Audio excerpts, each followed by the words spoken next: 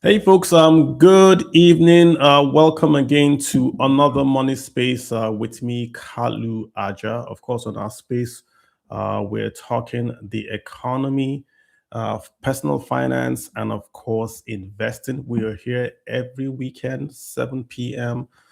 Sundays, where we review the economy and we talk about money, right? How does money affect you on a personal level? And that's what we're doing here. So thanks for being here. We're on Twitter, which is X, and we're also on the YouTube. So if you go to YouTube, you can see us there. We like to, should we say, share the slides as we go along. We do a learning and engaging experience where we have our slides up. And of course, you can follow, right?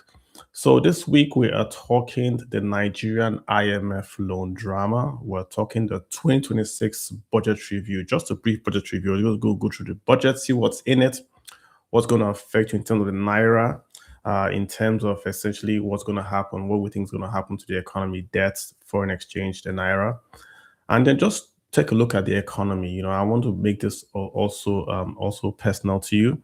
So I hope you guys are following. Again, if you want to follow on the YouTube, I did share the link. If you go below the tweet invite, you would see the YouTube link there. So it'd be fantastic if you guys can follow as well. So let's kick straight into it. I hope you guys had a fantastic week. And if you just joined in from football, welcome. I mean, the game is everything's a learning point for me, right? You know, I heard the commentator say at the very, very end of that game that Arsenal had lost, or was it Arsenal had lost 2 games in 46, 2 games in 46 previously, and now they had lost 4 games in 6.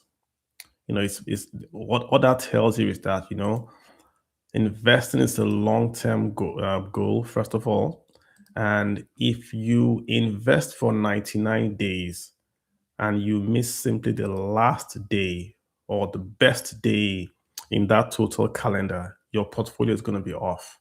If you are invested every single day and the one day that you said, oh, I'm just going to take my money and go do something else, and that day there's an announcement in the market and the markets double or do 2 times X, is going to affect your portfolio. So the whole idea of being invested, you know, dollar cost averaging takes away that risk that you're going to be out, should we say, of the market cycle. You don't want to time the market. Your time in the market is more important than timing the market. So let's get straight into our presentation. Again, how we do it, I do a brief talk for about 15 minutes, and then you guys can hop in and ask a question and all that, right? So let's review the key economic indicators that we have so far this year. Year to date, we're still in April. I think we started to share the slides last Sunday when we had our. So we're going to be sharing these slides as we are every space that we have. So you look at the key macroeconomic indicators. Nothing really has changed this week apart from inflation. As expected, inflation went up in Nigeria, but that is because of the war in Iran. So it was expected that gas prices are going to go up, and clearly that has happened. And we now see that uptick in inflation. The point is that this inflation has got to also bleed out, right? Which means that if prices start to go down, if the war ends, we want to see these prices come down. We hope it's just the petroleum side of the, or that is driving the inflation in Nigeria, not the food, right? We have the fertilizer bomb that's going to come, because the main thing with the Hormuz is not just the fuels, it's fertilizer. You can drive your car any day, right? There are electric cars, you can drive any day. But with fertilizer, you have to plant during planting season. So if this continues and planting season passes without fertilizer, then the next year you're going to have that food crisis. So it's very, very important that we are able to get the goods out to go to them plan. That's the real issue with the Strait of Hormuz. So inflation has gone up in Nigeria, but again, it's a black swan event. Overall, inflation in Nigeria has been on a downtrend, and I think that will continue if we remove the Iran price in here. GDP still looks solid. Oil output is a big worry for me. We're still about 1.46. Even if you say we're about 1.5 million barrels a day, OPEC's quota is 1.5. We're not even meeting OPEC's quota. And our budget and everything we do in Nigeria is tied to oil output, not just the oil price, the oil output. Because if we don't export oil, we don't get dollars. If we don't get dollars, we can't have naira. If we print naira without having dollars, we get inflation.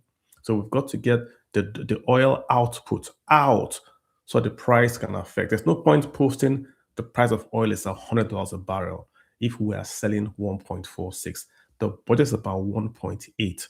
OPEC's target 1.5. We're still below those two numbers. That's a big, big, big worry for me. NPR 26%, a big issue for us. You cannot grow jobs and grow the SMEs if you are borrowing money at 26% plus. NPR means that when the banks go to the CBN, that's the rate they're going to borrow money from the CBN. So no bank would lend you money less than 26.5. That's what that means. Which company do you know in Nigeria that can borrow money at 26.5 and make a profit? Really, how many companies? What I mean companies, SMEs, not the big boys, the SMEs. That's why that's a worry. Exchange rate, I keep saying, don't look at exchange rate. It doesn't matter. If those exchange rate tells you what's happening in the economy, it doesn't define the economy. So the economy is good, the rate will reflect that. You don't look at the rate and say the economy is good. Look at the economy and then say this is how reflecting the rate. So I would just not focus on that. We're looking more on stability, not the rate per se. Of course, net export, we always want to see a net export in Nigeria because when we do net export, that means our naira is stronger, right? And we're not using a lot of forex to do import. But most importantly, it means the economy is creating local jobs and we're not exporting all those jobs out. Jobs are leaving, but this gives us at least some hope that we're creating some jobs here. All right, guys. So let's now go straight into what we want to talk about today. Let's take a brief peek at the budget, right? The 2026 budget. If you don't know, it was passed, it's been passed. The president just signed that budget today, right? Not they just signed the budget this week, right? So we are doing the 2026 budget, right, in March. So April. So we've lost January, February, March, April. We've passed 2026 budget in April. What does that mean? That means we have lost 4 months of the year. And remember, we're still doing the 2025 budget. So 2025 budget is what we carried over 2026. We're not going to start 2026 budget. So that's not a flag for you right there. I don't know what is, but and a 2025 budget has 2024 spending in it. So in 2026, we are kind of at 2024, 2025 into 2026. And 2026, we just signed in April. So we haven't even started 2026 budget. But what does that mean? Does that mean that costs are not being incurred? Of course not. We are paying salaries from January 2026 to date. Where's the money coming from to pay those salaries? From revenues we've earned in 2026. But you heard me just tell you that 2024 and 2025 are in 2026. So where is the revenue that we're going to use to do the 2024 and 2025 budgets? Your guess is as good as mine. That's why it's a mess. That's why it's a full and total and complete mess. But let's try to see if we can sort of talk around it. Again, it is good to look at the visuals. I'm sharing them on Twitter and on YouTube so you can follow.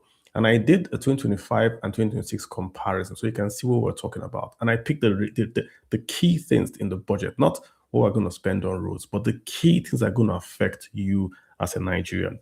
If you look, we have a total budget size this year of about 68 trillion. It's gone up by 24%. 68 trillion. Last year it was 54 trillion. Now it's 68 trillion, right? But look at the debt service. The debt service last year was 14 trillion. That was 26% of the budget went to debt service. Service, not to pay down the debt, to service the debt. We took a quarter of our budget last year to service the debt. We spent about 14 trillion. This year, we're going to spend 15 trillion, 15 trillion, 15.8 trillion to service the debt, not to pay down the debt, to service. Service means interest, right? To service the debt, right? It could be a sinking fund, it could be to pay down, but the bulk of that is going to be to pay interest. That's about 23% of the budget is going to servicing, not roads, not health, not education, servicing the debt. In this year, last year, Nigeria borrowed about 1 trillion a month. No typo. 1 trillion a month is what Nigeria borrowed last year. 1 trillion a month.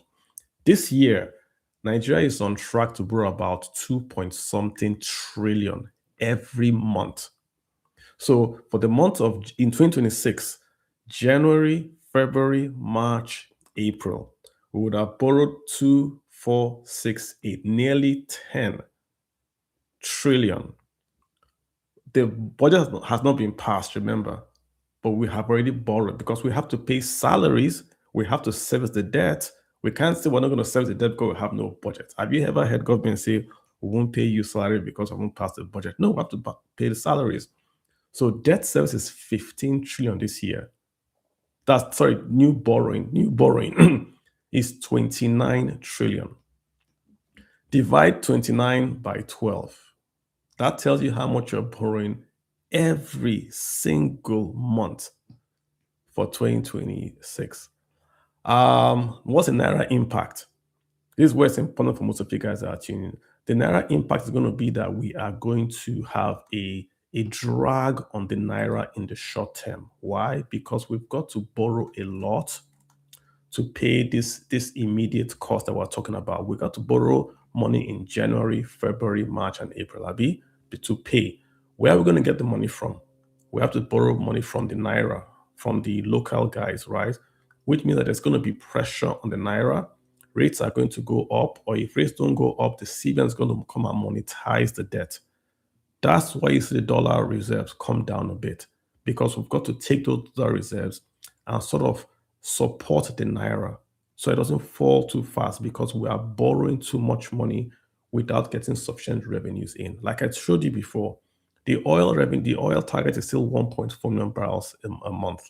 Even if you say we're doing 1.5 barrels a month, it's still below OPEC and Nigeria's own budget. It's still below that. So we've got to borrow. And when we are borrowing about 29 trillion, what you're telling the market, I'm a bond guy, you are telling me you want to come and borrow 29 trillion. From where?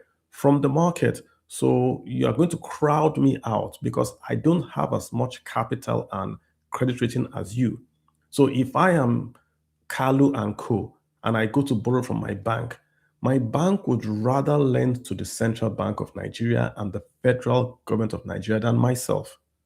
So if they have to lend money to me, I have to pay a higher interest rate.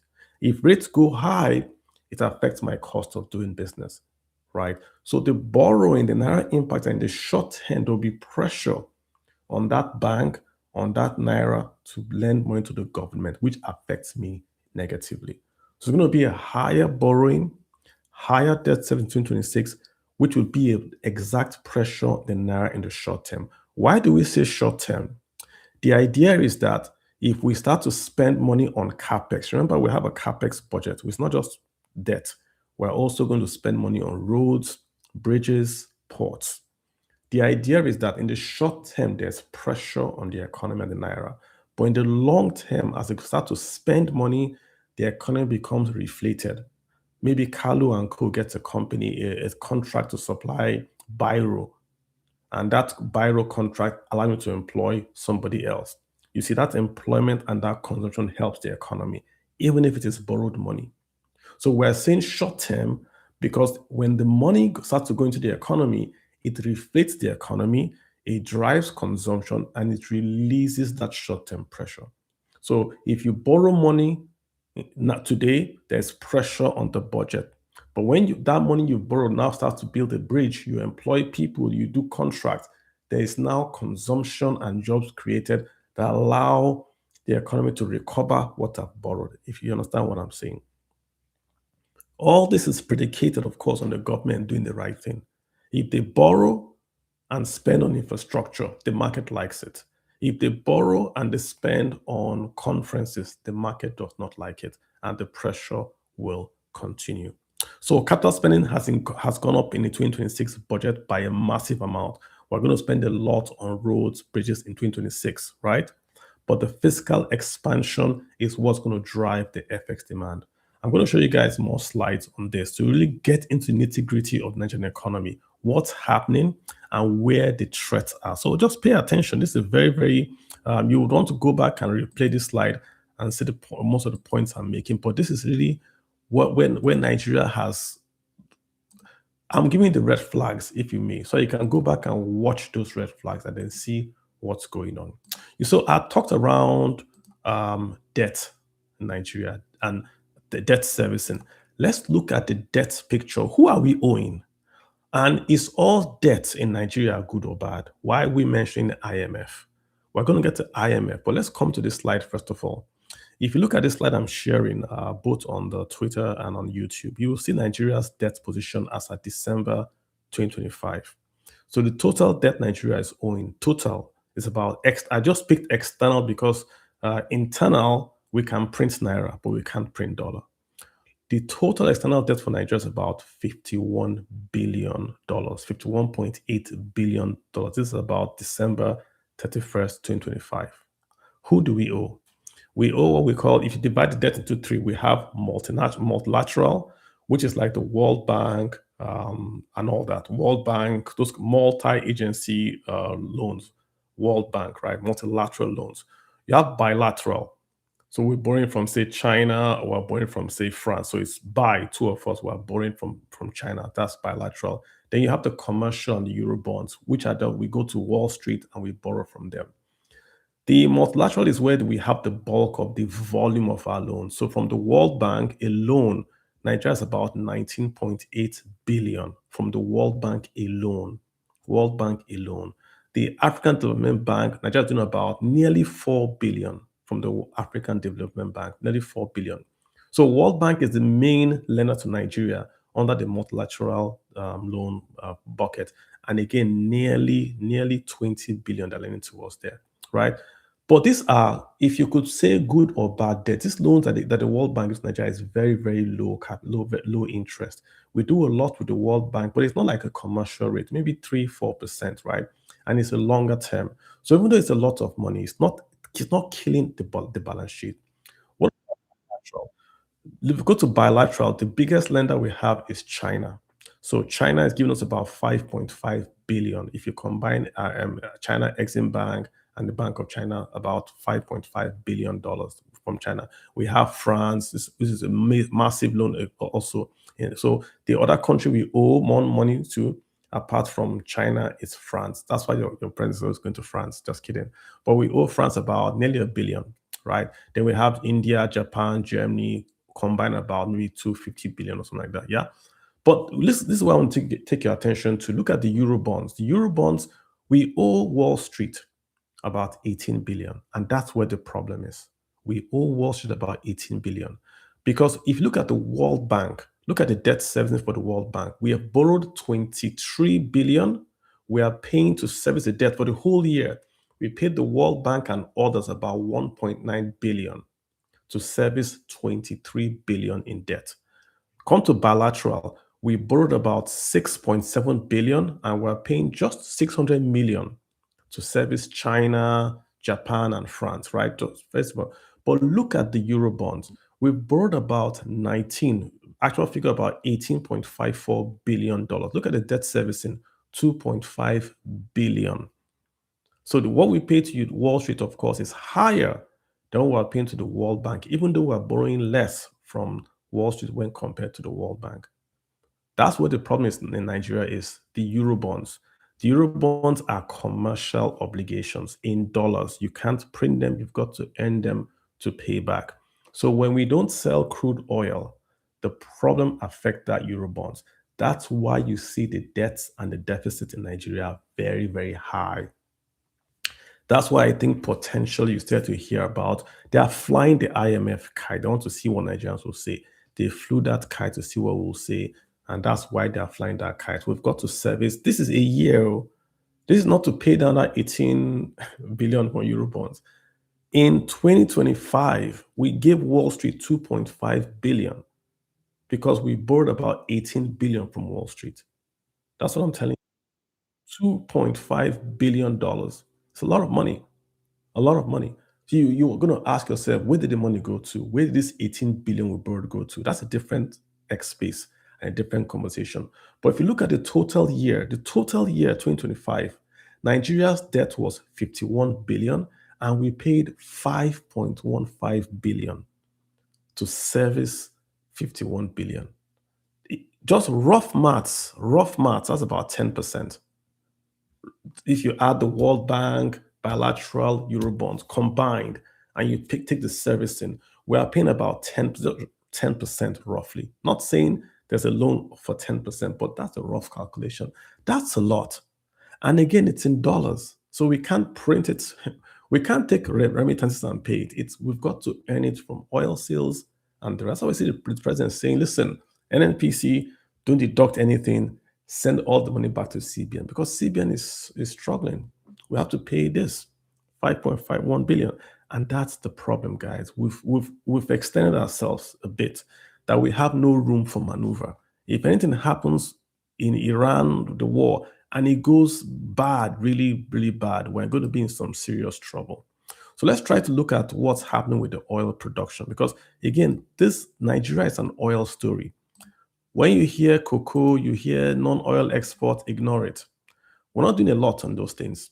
You can go and look at the data. If you look at people get confused with the trade, with the taxes, and with the revenues. In Nigeria, the non-oil is the largest producer of tax revenues in Naira. In Naira. But the oil economy produces 88% of your FX. Question, the PMS in your car, did we import it with Naira or with dollars? We imported it with dollars. The food you are eating, the rice you are eating, did we import it with Naira or with dollars? We imported it with dollars. So that means if you get 1 trillion a day in Naira and you get 0 in dollars, that means there'll be no food and no gas in Nigeria because we have to import those things with dollars. That's why the oil figure is the most important number in the budget. So let's look at this slide about the oil figures in Nigeria. And you can see I've tried to do a 1 to 6 to show you the impact, guys. We have a current production of 1.46, but we are assuming 1.84 as our budget. You can see the shortfall right there. So what happens to the government revenues? It's going to fall. And when government revenues fall, what happens? They have to borrow. That's why you saw the chart where we're going to the euro bonds, we're going to bilateral, we're going to multilateral because we've got to borrow because there's no money in the economy, right? And the share of our export earnings is 85 to 90% oil in share, oil imports, oil exports, give us 80 to 85% of our revenues. So it has a high impact on forex availability. So that if there's high production, it supports our reserves, our CBN reserves. So when we sell more oil, CBN reserves grow, the Naira becomes stronger. What happens if you don't sell more oil? The reverse happens. CBN reserves fall, right? And your Naira becomes weaker. That's what's happening in Nigeria. So, but Kalu, earlier this year, Naira was rising. Yes. But this year also, CBN was selling dollars to BDCs to support the Naira. If the Naira is rising, CBN doesn't have to support the Naira by selling dollars to the BDCs. You see the point I'm making? So if we don't get the production numbers up for crude oil, it will eventually have the impact of the Naira. There will be increase in borrowing and more pressure on the Naira. Remember what I told you guys, short-term pressure on the Naira, but dependent on how the government can quickly turn around and invest the budget in productive sectors of the economy. That's the calculation. Yes, we're going to have the short-term effect on the market, but we'll have to turn it around and invest in the economy, right?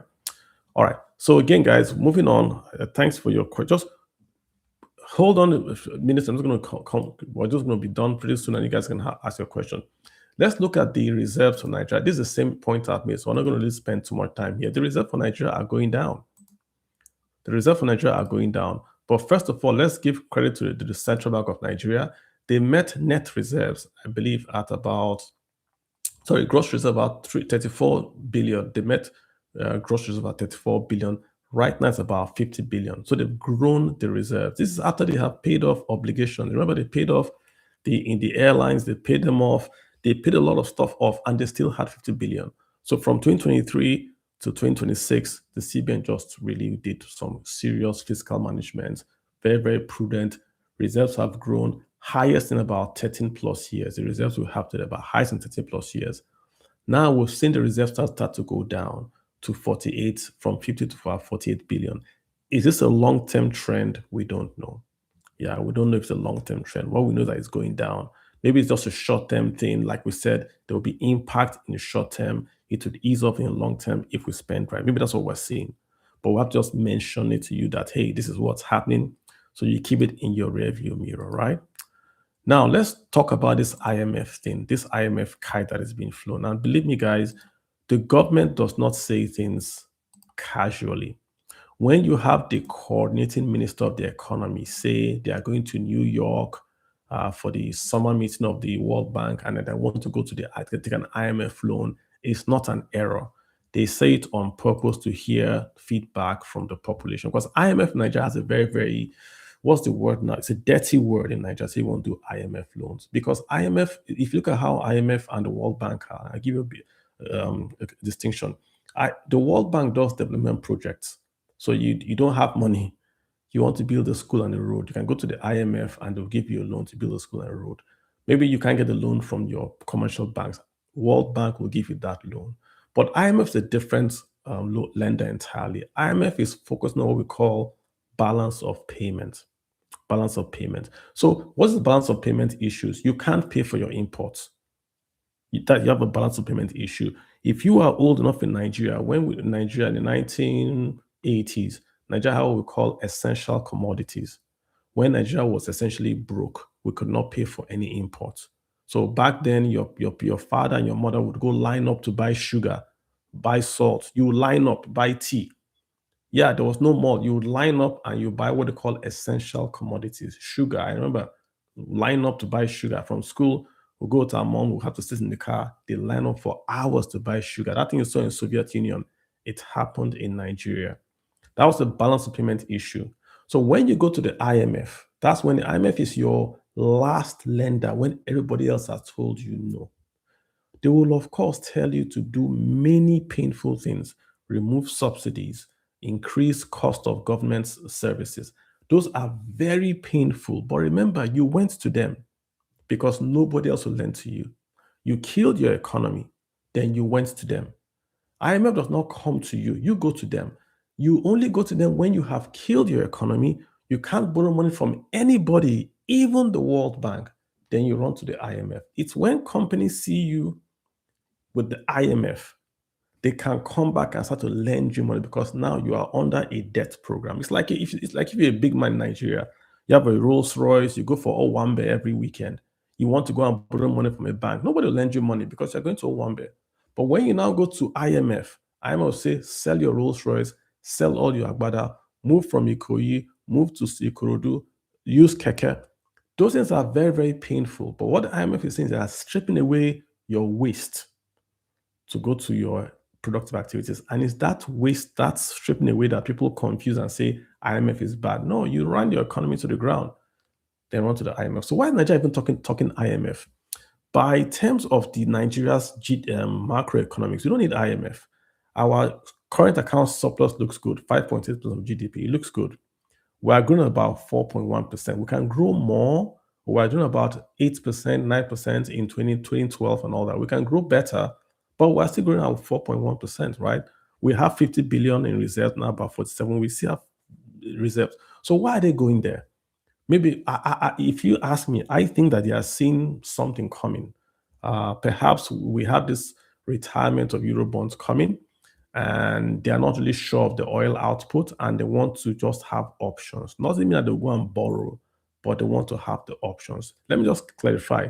The economy minister said we're not going to the IMF again, but he said we were going. There was a lot of talk online and all that stuff. He once said we're not going. So I'm quoting him factually. Yes, we don't need an IMF loan. Not because it's good or bad, but because the conditions that the IMF would impose on Nigeria would be very, very extreme. If you don't know, Nigeria already does IMF conditionalities without the loan. So when you see your taxes going up, you see the government services being removed, subsidies being removed. Those are IMF conditionalities. And we do them because we want to be able to go to the IMF and borrow. Not that we want to go, but to signal to other investors global and say Nigeria is an organized and a very, very calm borrower. So we do those things already, right? And you can see Nigeria has been added back to the frontier markets because of things like this. But I think that if we go back to them, the consuming public in Nigeria cannot withstand any IMF program. They're going to raise VAT to maybe 10%, cut more subsidies, that you think there are no subsidies now, they will cut more subsidies. And it's going to be a lot. And it's not their fault. It's our fault for not spending wisely. So I just thought I would mention that we can go deeper into IMF, but we just don't need it. I don't think it's something that we should even be discussing now. We need to cut our spending, wasteful spending. You can't buy a new private jet for the president and say Nigeria should go to the IMF and the people should go under conditionalities. So whoever is flying that kite, just stop it, right?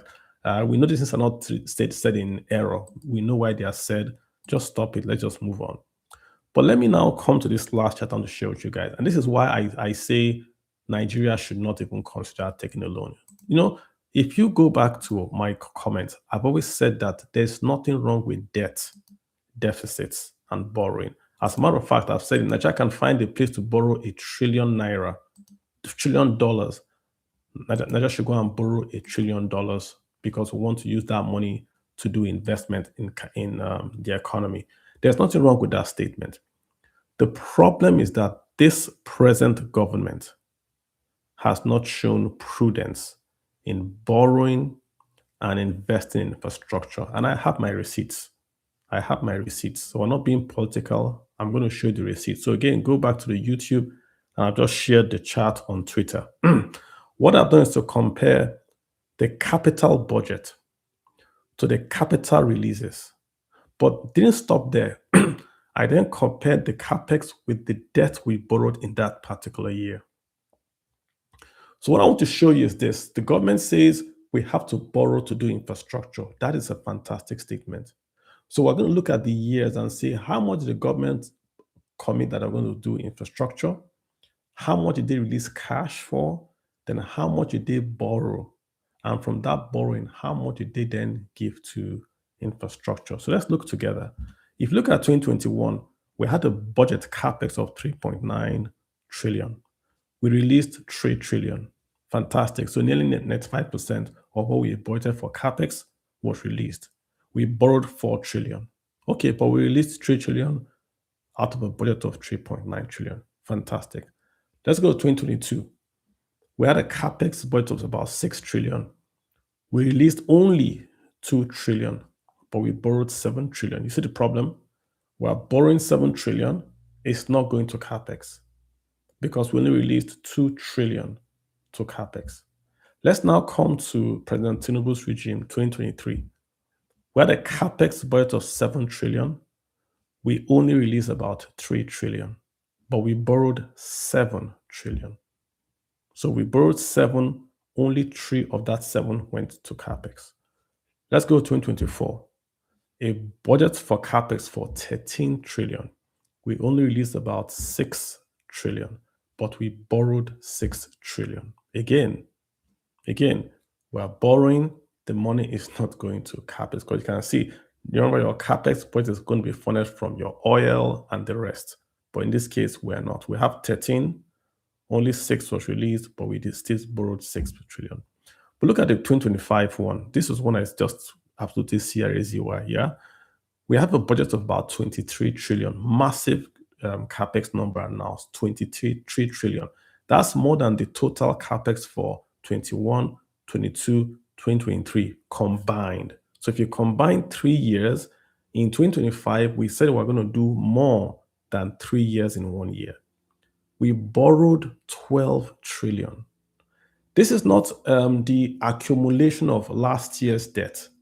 No, this is in 2025 alone, what we borrowed. I'm not saying if you take the 4 out of the 7. No, no, no, no. In 2025, we borrowed 12 trillion. How much did we give to capex? It's less than 1%. It's less than 1%. We had a budget of 23. We borrowed 12, less than 1% went to capex. That's why you hear Ministry of Health saying for 2025, what they got was 35 million for capex. Is it million or billion for capex? Again, the capex budget released and the debt incurred is half year. The capex budget is full year, just so you know. So this is the point again. I come back to. Whilst you acknowledge that debt is good, if you are borrowing not for productive activities, then debt is bad for you. Nigeria is borrowing, at least we've seen recently from 2023, we are not borrowing and allocating those funds to capex. Yes, we can't borrow 100 and pay everything to capex. I get it. But what about 90%? Why are you borrowing? I mean, we have crude oil. We are not maybe Rwanda that doesn't have crude oil, right? That has to borrow maybe. We have crude oil and gas. That should be able to pay recurrent. Then we should borrow for the capex. So there's no reason why we would borrow 12 trillion in 2025 and allocate less than 1% of that to capex. Same thing 2024, you borrow 6 trillion, only 6 trillion used for capex. That's borrowing outside. Same way in 2023. Capex of borrowing of 7 trillion, only 3 trillion released. Doesn't make any sense. And that's why it draws to question that, listen, are we really doing the right thing in Nigeria? When we are borrowing, but it's not going to capex, we are digging a hole for the future generation. That's why that chart I showed you with the Eurobond is very, very important. If we keep borrowing from the World Bank, from the Eurobonds, last year, we spent $5 billion to service our debt. 5 billion cash was what was spent. If we keep doing that and we're not building the roads, what's the point? What really is the point, folks? All right, and I wanted to do this last slide because someone said, Kalu, now data we go chop. What does GDP have to do with me? I want to know how all what you have said affects me personally. So I try to do agege bread and minimum wage just to bring this home. To show when we are talking, right, you understand these things have a direct impact on you. If you look at this chart, right, you would see where I have looked at the price of agege bread in 1999, in 2015, and in 2025.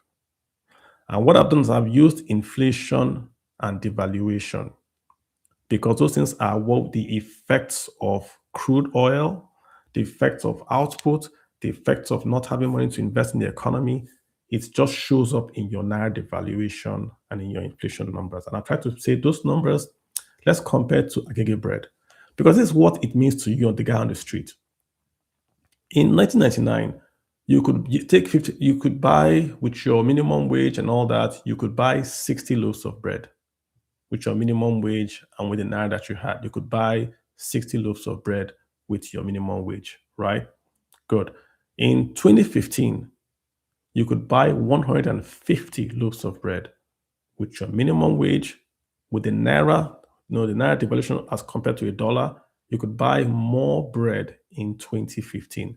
If you guys don't know, the richest Nigeria has ever been, Nigerians have ever been since 1960 till to date was in 2014, which is I'm measuring the GDP per capita.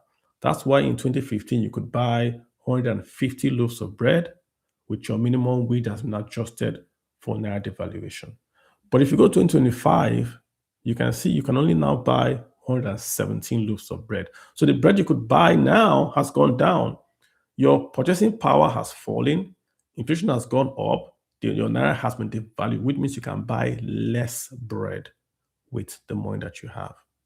That's essentially what's going on, right? So by 2025, your minimum wage went up by 70,000 naira, but you can buy 22 fewer loaves of bread due to high food inflation and the naira weakness. That's what's going on, boys and girls. This has a direct impact. And we're talking about macroeconomics, inflation, GDP. It has a direct effect on you. Never assume it doesn't. It has a direct effect on you. Guys, I'm done. And I'm within the record time with about 30 minutes, guys. So if you've got those great questions, hey, let's hear it. There's a lot. I do these slides and I have maybe 20 slides and I have to just sort of compress them into just having a very, very short presentation. I hope it's speaking to you the way it's speaking to me. And I hope you're picking the silent message I am trying to put across when I give these slides out to you. There are things I don't like to say. I like it to maybe to read them for yourself, but I hope you're picking up a few things here. And yeah, I'm going to add you, and then we can have that conversation. Vintage, how are you doing, Vintage? What's up? Good evening, sir. Hey, what's up? How are you doing? I'm doing very well, thank you. I'm very excited to be here today. My name is Asogo Anthony Black. I'm a graduate of University of Nigeria Computer Science, and I really appreciate you giving me the platform. So I'll just go straight to my question. There is something that I noticed. I was reading a tweet somebody. He was complaining that Nigerians can't be paying 35,000 naira school fees. They were paying 35,000 naira school fees in 2000 and maybe let's say 2015, and you still want to pay 35,000 naira in 2026. Yeah. He also went ahead to say you want to buy maybe a loaf of bread for 250, and you still want to buy a loaf of bread for 250 in 2026. So there's this question I want to ask.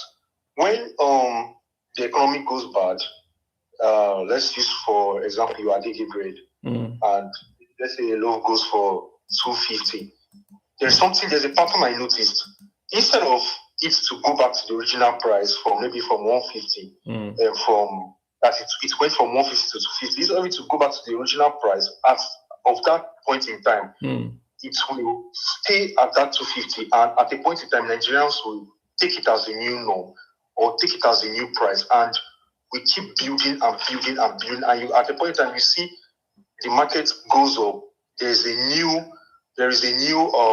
price. Instead of it to go down at that point in time, people get used to it, and people take it as a new norm, and it goes up again. So I don't. My question is is it something that we can't really do anything about it, or it's something that we should, or what is the solution? Is this something that we can, maybe if something goes up, we should fight to get it back to the original price so we don't get used to it and it keeps going up? I don't know if you got my question. Thank you, sir. Yes, it's a great question, and it's well said. You're asking a very great question of Vintage. So let me just tell you, I also went to UNN, right? Do you know how much I paid for tuition for the entire, because we did 5 years for a 4-year course. Do you know how much I paid for tuition for the entire 5 years? Guess how much I paid for 5 years in UNN. Guess how much?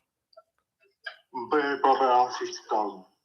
I paid 500 naira for 5 years in UNN, the same UNN you're going to, 500 naira. I paid under 500 naira for my accommodation for 5 years in UNN. So I paid, give or take, less than 2,000 for 5 years in UNN. So just that's an aside. You see the problem, the thing, you're crying. The thing is this, right?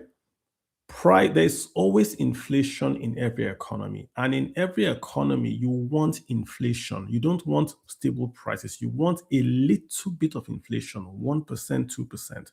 You want that little bit of, because it attracts more manufacturers. It makes the economy hum and move. As a matter of fact, if you have deflation, it's actually as worse, if not worse than inflation. So what happens in the guys that invented all these economic terms is that when you have inflation going up by 1%, your wages always also go up by 2%. So you really don't notice it.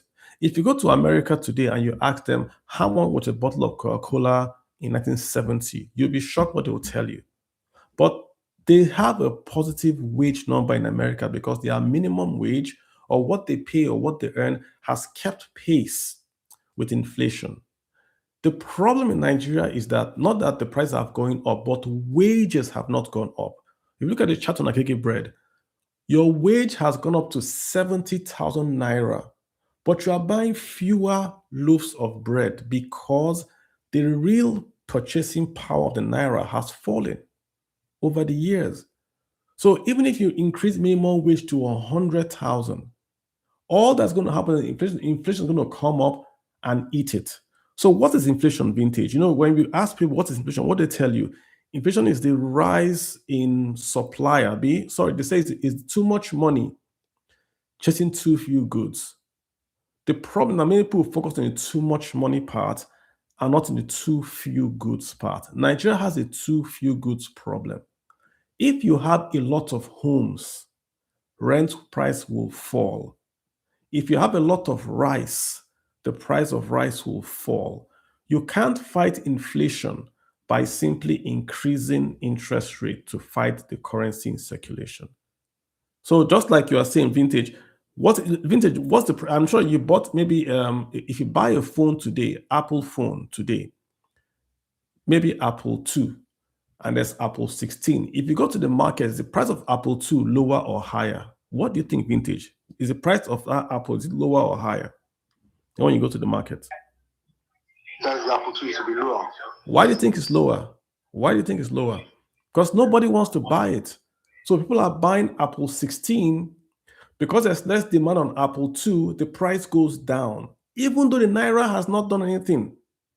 But demand and supply, it's what's driving prices. If you don't have supply of things, the price of things will keep on going up. But you can't have supply of things if there's no power supply in Nigeria to make things.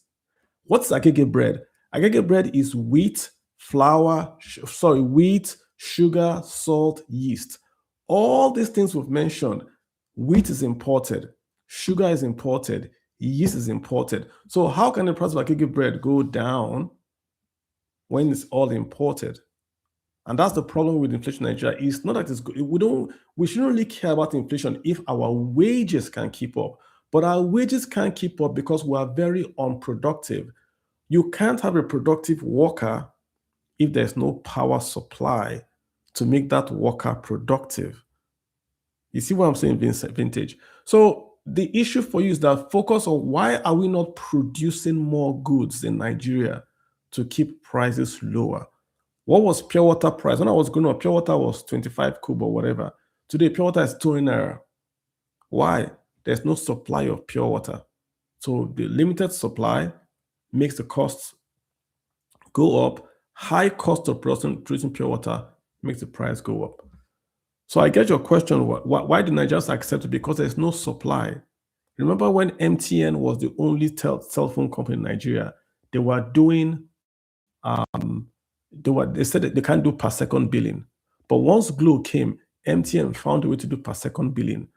Competition, which is supply, is what drives down prices, even if you have inflation. Inflation cannot survive competition. But when there's no competition, to keep on going up. Hope I answered your question, Vincent. Do you have a comeback on that or you're good? No, I'm good. I totally understood it. You gave a very, very amazing answer. Thank you so much. What year are you in? I just graduated. I saw videos of that school and I couldn't believe it, but that's a topic for another day. Topic for another day. If you start to talk about it, we'll stay on this place tomorrow. Topic for another day. Yeah. Thanks so much. Appreciate you. Yeah. Paul, how you doing, Paul? Yeah, Kalu, good day. How you doing, sir? I'm good, and you? I'm doing very well. Thanks so much. Yeah, thank you for creating this amazing space every Sunday. It's quite educating. I have few contributions to make, and I'm a finance writer, so I followed the spring meeting of IMF and World Bank.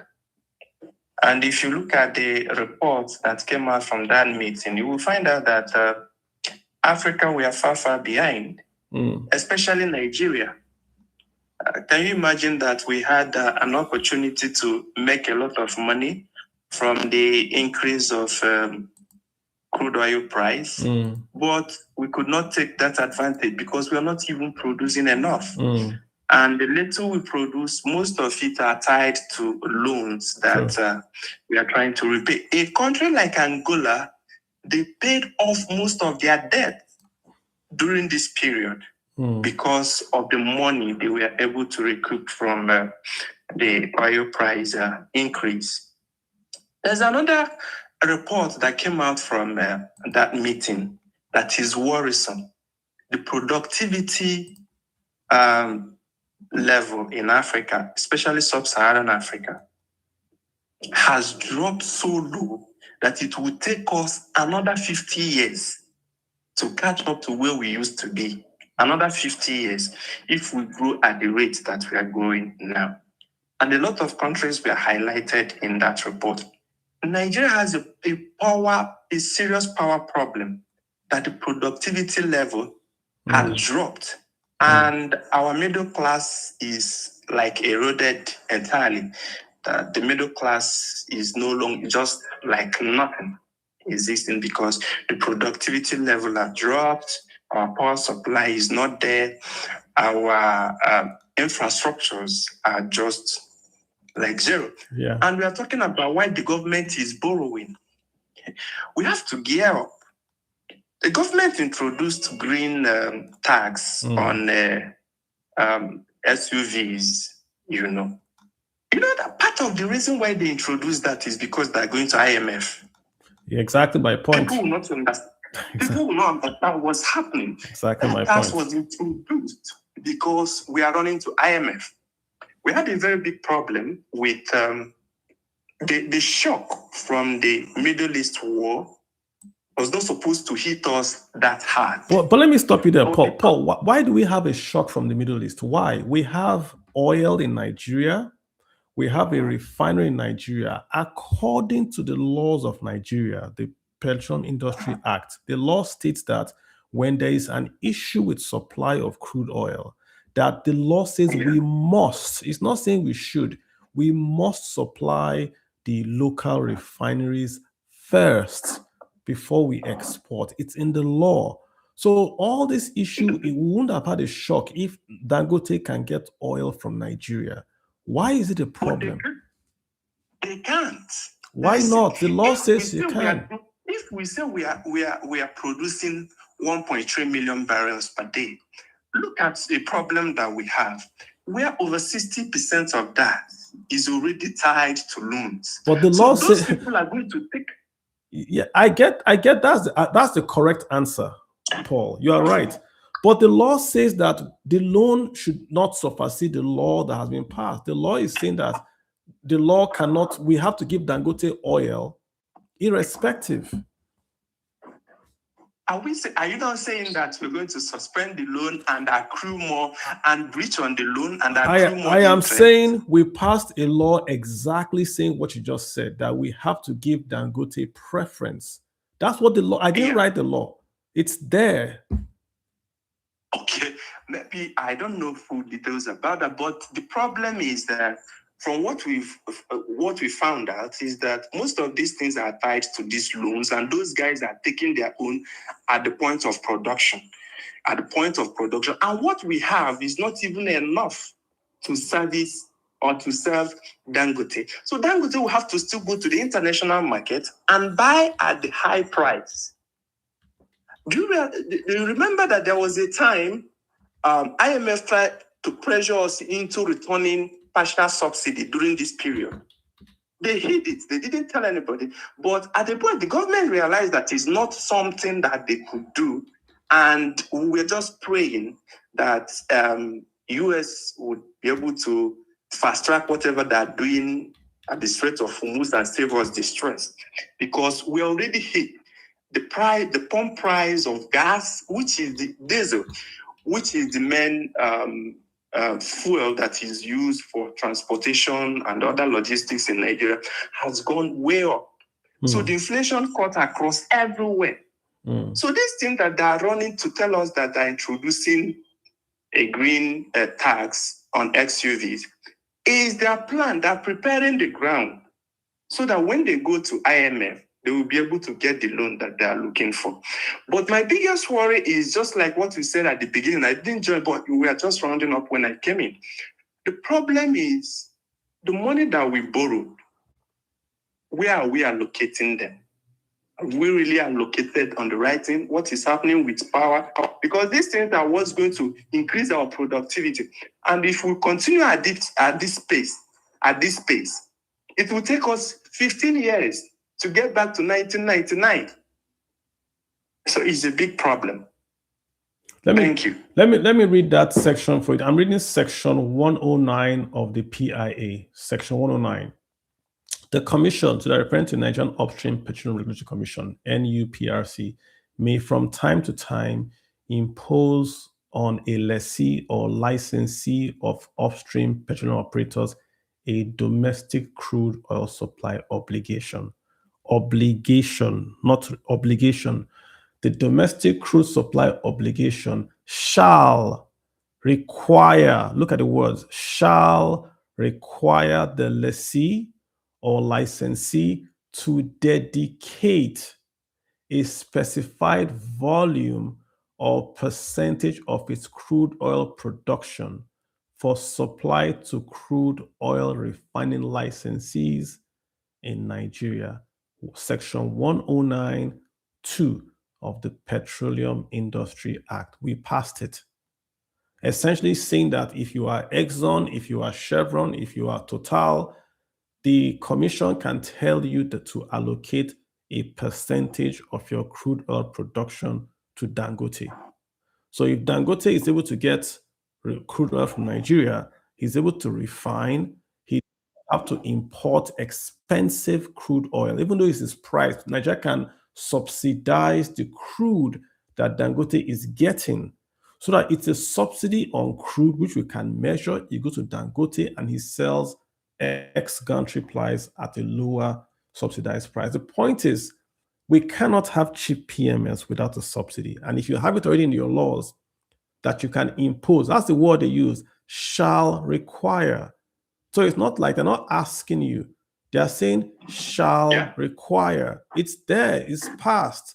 But suddenly we're all silent. I'm going to put it up on the Twitter, but that's what the law says. Oh, wow. It's unfortunate that we're not. All right, perfect. So I'm just saying, the solutions are there, but we don't want to do it, and you have to wonder why we don't do it. Why do we want Nigerians to pay the price that Americans are paying when we're earning Nigerian salaries or not American salaries? And in America, fuel prices have gone up across the board, but they have higher revenues. They have more ways to, but in Nigeria, we have 7,000 naira minimum wage. So we shouldn't be paying the same thing Americans are paying. And the government is making profit because their budget benchmark is 64, oil is about 100. Why can't they take 50% of that oil benchmark and subsidize? Why can't they do that? Why should you, if you look at FARC, you see the excess revenues going to the government and states. Why can't they give it back to the people to compensate them for this issue that is not our fault? It's not the government's fault. It's not the people's fault that America is attacking Iran. So why should we pay? What's the role of the government? That's the point I'm making. But I hear you, sir. All right, Paul. Sorry, one last question. Sorry, I just want to drop this question.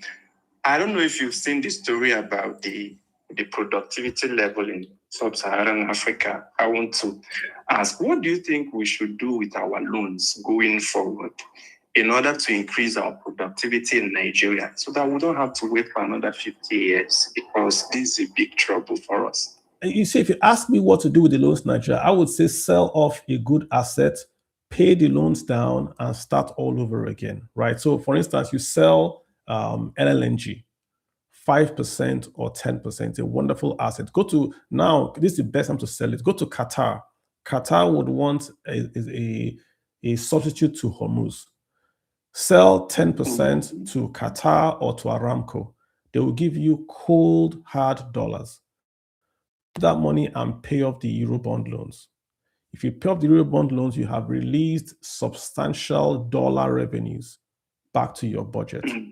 Then take that budget you've released. World Bank loans are fine. The bilateral loans are fine. It's that Eurobond loans. Buy it on the market, clean it off, then use that money and invest in education, health, or something else that you're going to do. Because what we are doing in Nigeria today is that we announce budgets, but we don't get the revenue. So we announce our revenues is from production and oil price. We are very, very optimistic. We're going to do 2 million barrels a month at $70 a barrel. It never occurs. But we borrow based on that promise that we're going to hit 2 million barrels a day. That's what we borrow on. So what you have to have a realistic budget.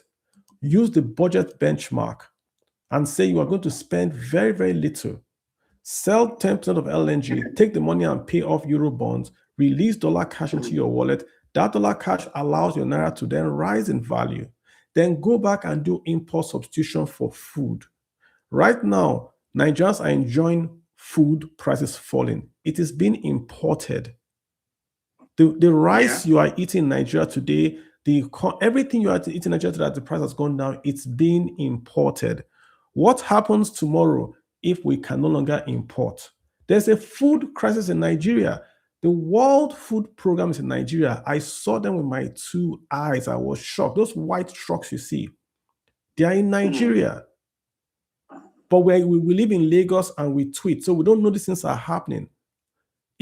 So we are at farming level. We are importing a lot of food. There's nothing wrong with that because we have no local food because of the insurgency. So we have to import food. But if we stop importing food, inflation is going to go right back up. So this inflation that you're seeing that has fallen from 35 to now 15 is based on imports. We've taken the foreign reserves to import food that has brought down inflation. Nothing wrong with that. But what is plan B? Are we investing in the value chain of agriculture to replace the imported rice? Is anyone in this space seeing massive investment in Nigeria on the value chain to replace the imported food with locally grown food? If you haven't seen that, that's a snowball turning to an avalanche coming your way. Point made. Oh, wow. Oh, thank you very much. And you're welcome. Finally, I know you are a good supporter of the new tax law. How do you think it will help our economy? We are in a deep mess with regards to the crisis in the Middle East and where tax is coming breathing upon us. When you say support, I have to clarify what I'm supporting. Nigerian tax laws in the past are outdated.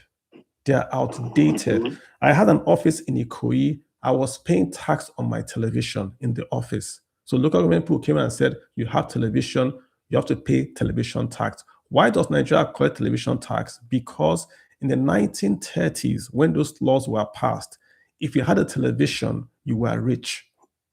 So it's like taxing the Rolls Royce today. But we've carried that law from the 1930s, 40s, 60s, all the way to 2024. Also in Nigeria, if you work in Nigeria you work online and you work for, say, Amazon. Maybe Amazon has a small gig, a small coding gig, and they say, okay, put that gig online. Let's get people anywhere in the world to do that gig.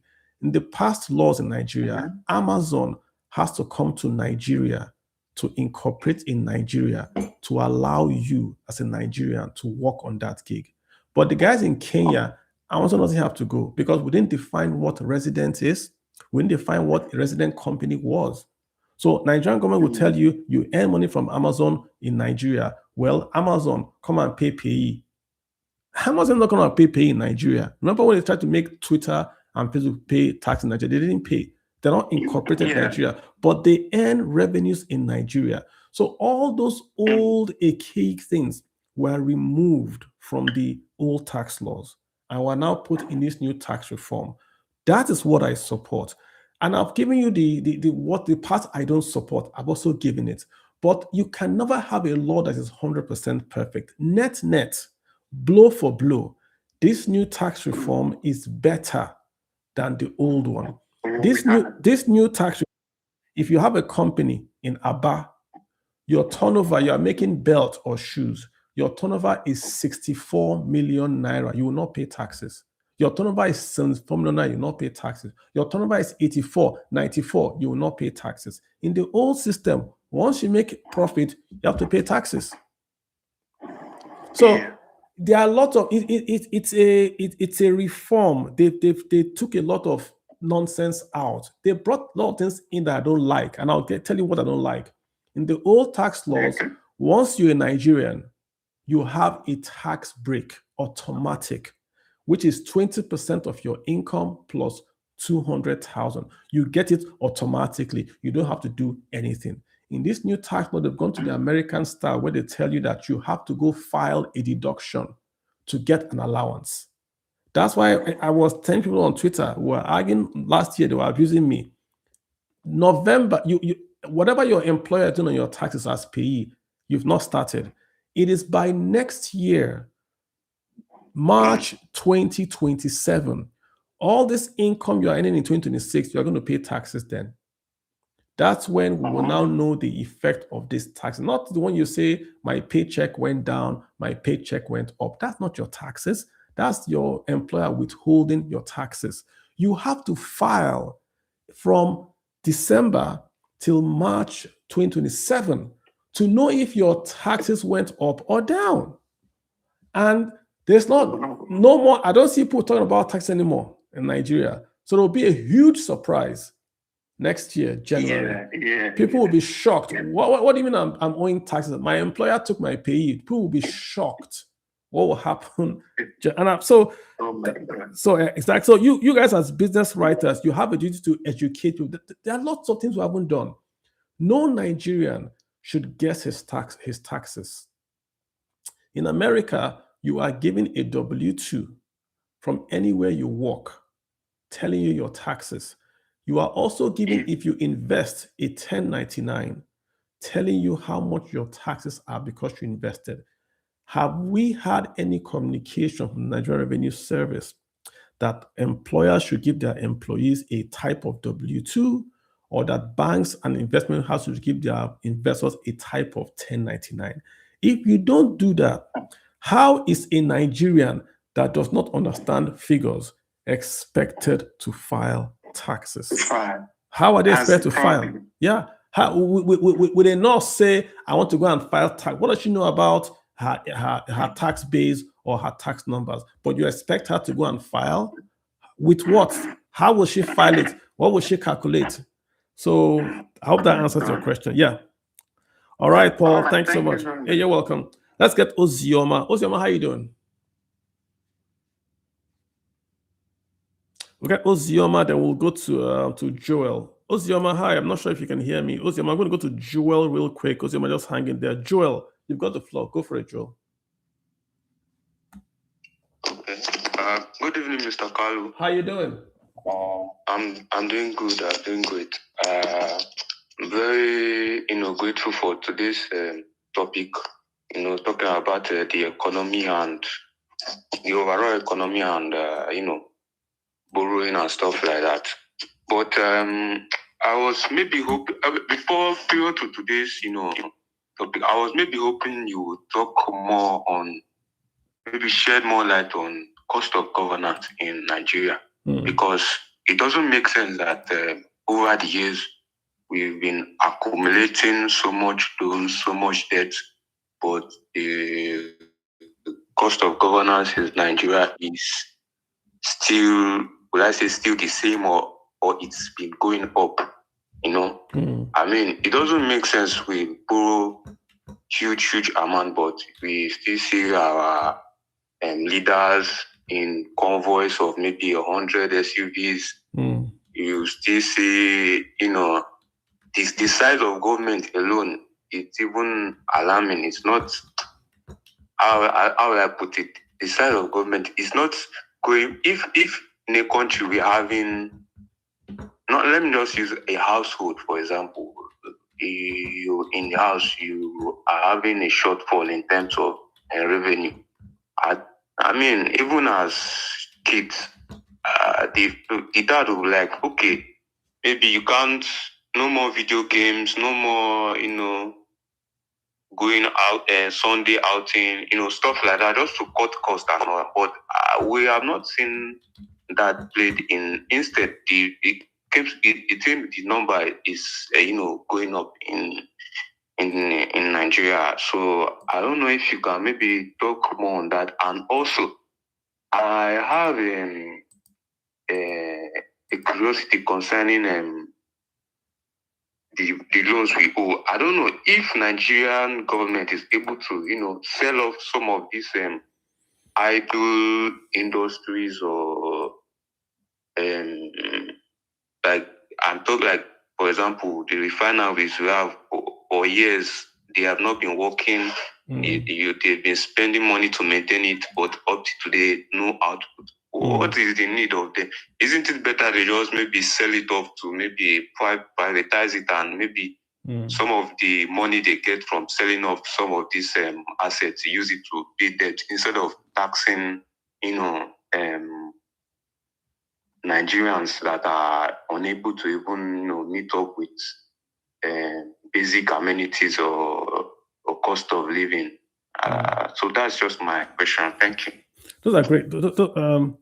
Those are great questions, and I think you're right. That's why when I did the presentation, I caveated that debt is good. You can't name any country that has developed without debt. China, the United States, Great Britain, South Africa, Germany, every nation on earth needs debt to industrialize, because debt is front-loaded consumption. Front-loaded consumption. But consumption on what? The railway from the west to the east of America was built by giving private companies concessions, and those private companies then took debt, built the railway, sold land, and did a mixture of activities to build that railway. Most of the goods in the dams, the roads were built with issuing bonds and all that, collecting taxes, issuing bonds, and building. You have to tie taxes to infrastructure, especially in the nation in Nigeria, where we have been blessed with crude oil or with an asset we can sell that is giving us enough money to pay our salaries. The way Nigeria should have been working is that we should take the crude oil and gas and pay ourselves, at least pay our salaries and service the nation. If we are going to borrow, we should then borrow for income generating activities. The first loan Nigeria took was the loan to build the Kainji Dam. That's the first loan Nigeria ever took. We took that loan, we built Kainji Dam. Can anybody argue to that Kainji Dam was not worth the loan that we took? But right now we're taking loans in dollars to pay, in quote, poor people a social allowance in naira. Can poor people pay back that social allowance? No. So why did you borrow in dollars to give poor people social allowance through the poverty registrar in naira? Why? What's the sense in that? Should you not have borrowed in dollars and built schools and roads for the poor to go to, so that at least that road can generate, maybe you charge lorries taxes, or you charge schools and all that, and you pay back? So this is the point you are making, that we're not spending right, we're not borrowing right. How can a nation of Nigeria with crude oil be paying Wall Street and the rest 5 billion? We're paying Wall Street 2.5 billion a year just to borrow money. Where did that 18 billion we borrowed, where did it go to? Can you look around Nigeria and say, $1 billion went here, $2 billion went here? Can you do that? You struggle. We are now borrowing about 19 billion from the World Bank already. This year, and I gave you the chart. This year alone, we are going to borrow in terms of naira, 29 trillion. What's 29 trillion divided by 12? I mean, you're then going to do about 2 trillion borrowing, 2 trillion every single month in Nigeria. Can you point to anywhere and say, this is where 2 trillion is going to in Nigeria? Every single month, 2 trillion. What was Nigeria's budget in the year 2000? This is borrowing, not budget. We're going to borrow 2 trillion. When the budget the capex budget, total capex budget in 2021 was 3 trillion. We're going to borrow 2. So you're right. Nigeria has a spending problem. It's not a revenue problem. We have a spending problem. We are spending money on things that are not productive or income generative. We are. And as long as we do that, we are now front loading the consumption, creating a fiscal hole in the future that our children have to pay. That's what's going on. And the bulk of the borrowing has occurred from 2023 till 2025. The data is there. You can't argue. The data is there. This is new borrowing. I'm not talking of the carryover borrowing. From 1999, we borrowed. Obasanjo paid down the Paris Club. The other presidents borrowed. Buhari borrowed in infinitum. He did ways and means, and it affected his new government. He printed about 22 trillion naira. If you convert that to dollars today, it's about 50 billion, a figure more than the foreign reserves what Buhari borrowed. I get that. But President Bola Tinubu is supposed to be an accountant. How can he justify borrowing so much without applying it to infrastructure? How can he justify that? It's too much borrowing. How can you have a budget where a quarter of your budget is going towards interest? So Joel, it's a big problem. And like I've said, the solution is we have many solutions, but it starts from, we have to take painful decisions. You can't, you have to sell some prized assets and pay down the principal on most of these loans. LNG is a prized asset. NNPC is a prized asset. Without the refineries are junk, but NNPC has got many things that we can sell. And right now, the whole world is looking at a Hormuz or substitute. If Nigeria goes today to Qatar, to Saudi, to Kuwait, and offers NNPC or LNG, they will have good takers. Get them in as technical buyers. They own 25% of LNG or whatever. Use that money, pay down the Euro bonds. Euro bonds is the problem. They are expensive. Pay them down, release about $2.5 billion from you into your budget every year. That's material. You can use that money. You can even complete your coastal road with that money. But right now, if you keep on going where we're going, we're not going to have the means. Let me scare you.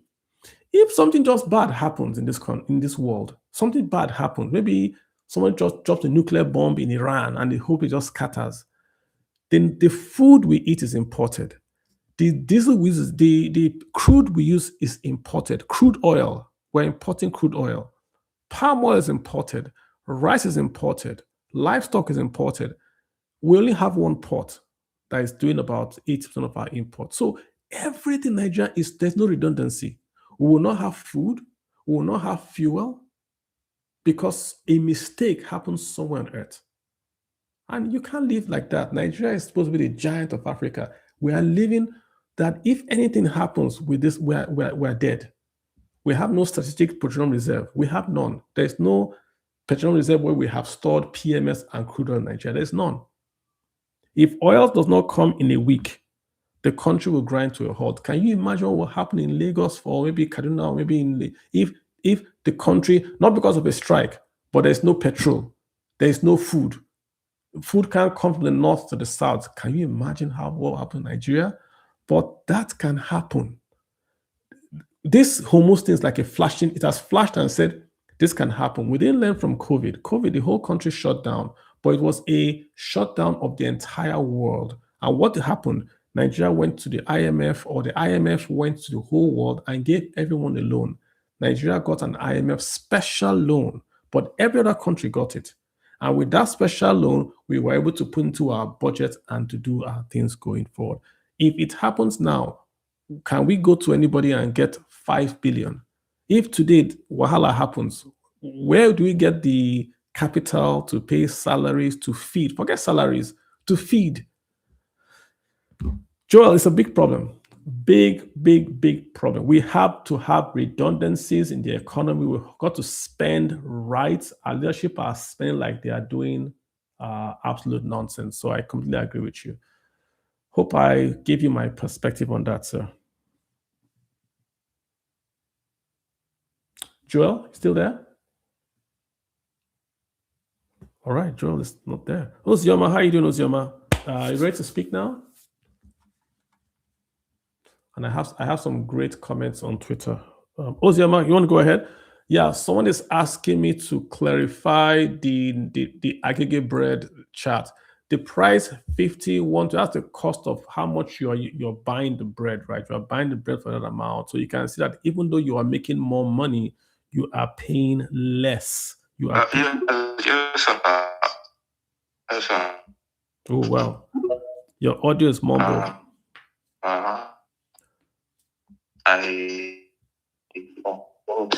Your audio is bad. Can you fix your audio, Joel? Your audio is very, very bad. See if you can fix that. Dr. Chinonso, how are you doing, sir? Good afternoon, doctor. How are you doing?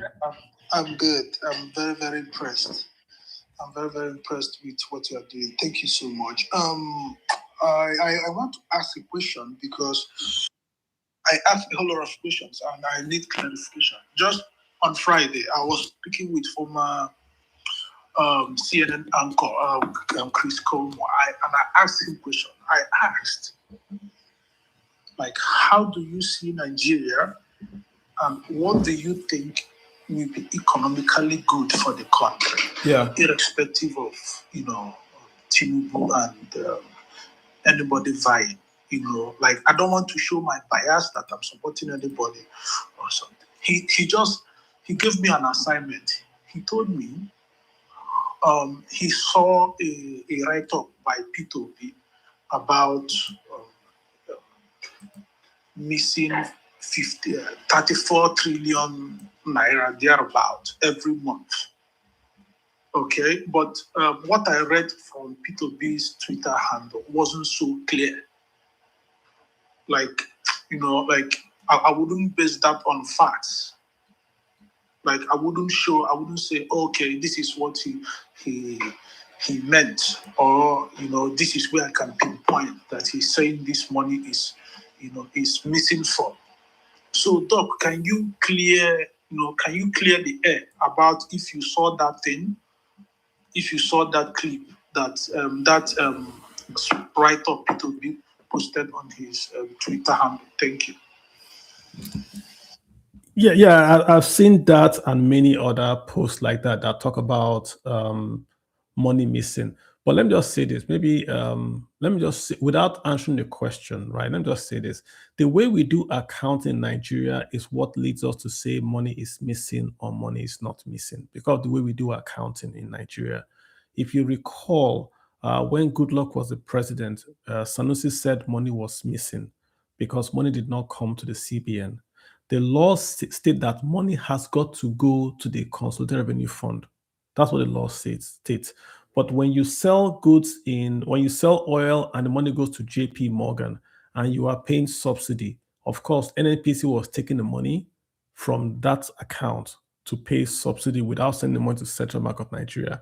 So the CBN governor can say, yes, money is missing, and he's factually correct, without saying that, okay, NNPC took the money and paid subsidy. So you see, both are correct. Money is missing because money has not been paid according to the Constitution to the account it was supposed to go to. But the money was also used to pay for subsidy. It might be opaque, but it used to pay for subsidy. If you come back home, there is a debate now at home that every time there's the allocation from FARC, if you look at the FARC allocation, there's money going to an account. Money is going to an account. I think it's an easy infrastructure account. I don't know the exact name.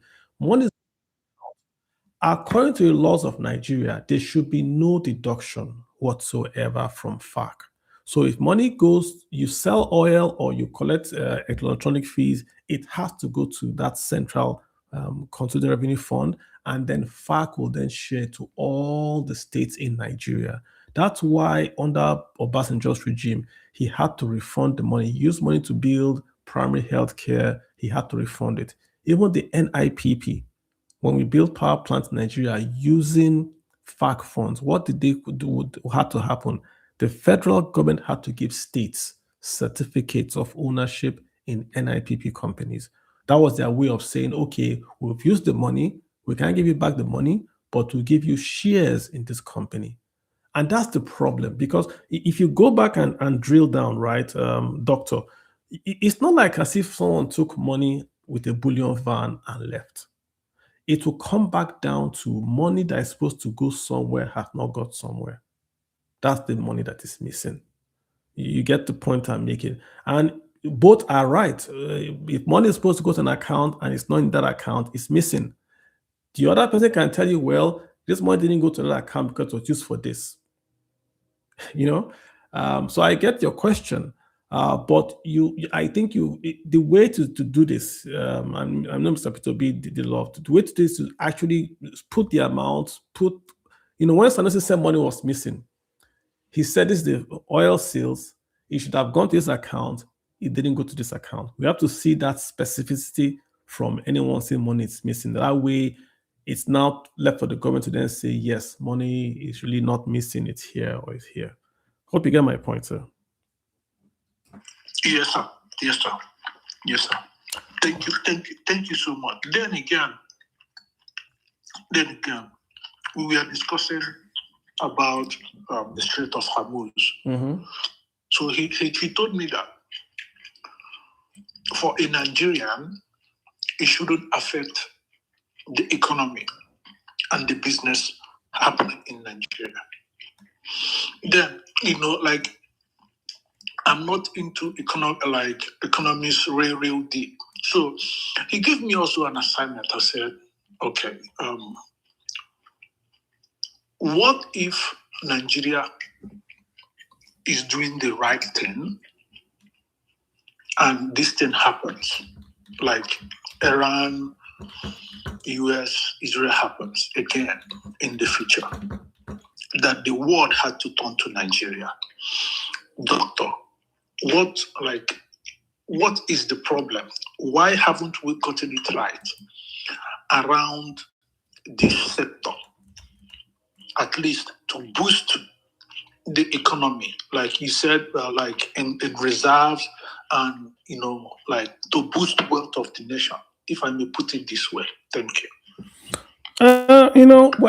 Because the structure of Nigeria is not designed for growth. Nigeria is not designed for growth. Nigeria is designed for equity, not for growth. I can give you many, many examples. You cannot find a country on earth that is an industrial developed nation without a steel plant. It's hard. I think it's very, very, either they have their own steel plant or they buy steel from maybe a neighbor. But it's hard to be an industrial power without having a steel plant. So let's now, keeping that in mind, let's look at how Nigeria pursued a steel journey. So Nigeria came out and wanted to build a massive steel plant. This was the first steel plant Nigeria was going to build. No experience building steel plant. We wanted to build one. What did we do? We tried to build the largest, most integrated, most complex steel plant in all of the world. That was at Ajaokuta, using only Nigerian inputs. And it failed. It failed for many reasons, but not corruption. It failed because Nigerians don't understand project management. Where we cited it, what we wanted to use to do that plant, ensured it failed from day one. And the sad thing about Ajaokuta, we knew it was going to fail, but we kept on going because we had sunk cost buyers. Let me give you a key point. When Ajaokuta was built, there was no Delta State. The whole thing you see in Delta State, that port and everything, was simply for Ajaokuta. That was what was supposed to bring in the limestone, the coke, and all that we're going to import into Nigeria, take it from Delta to Kogi, beatrify with that rail line you now see, that rail line from Ajaokuta, from the rail line in the middle of the country. That's what that whole thing was for. There was no Delta State. But we ran that thing to the ground, realized our mistake, but kept on going. Okay, park Ajaokuta to one side. When we realized Ajaokuta would not work, we then tried to do 5 new steel plants. 5 new steel plants.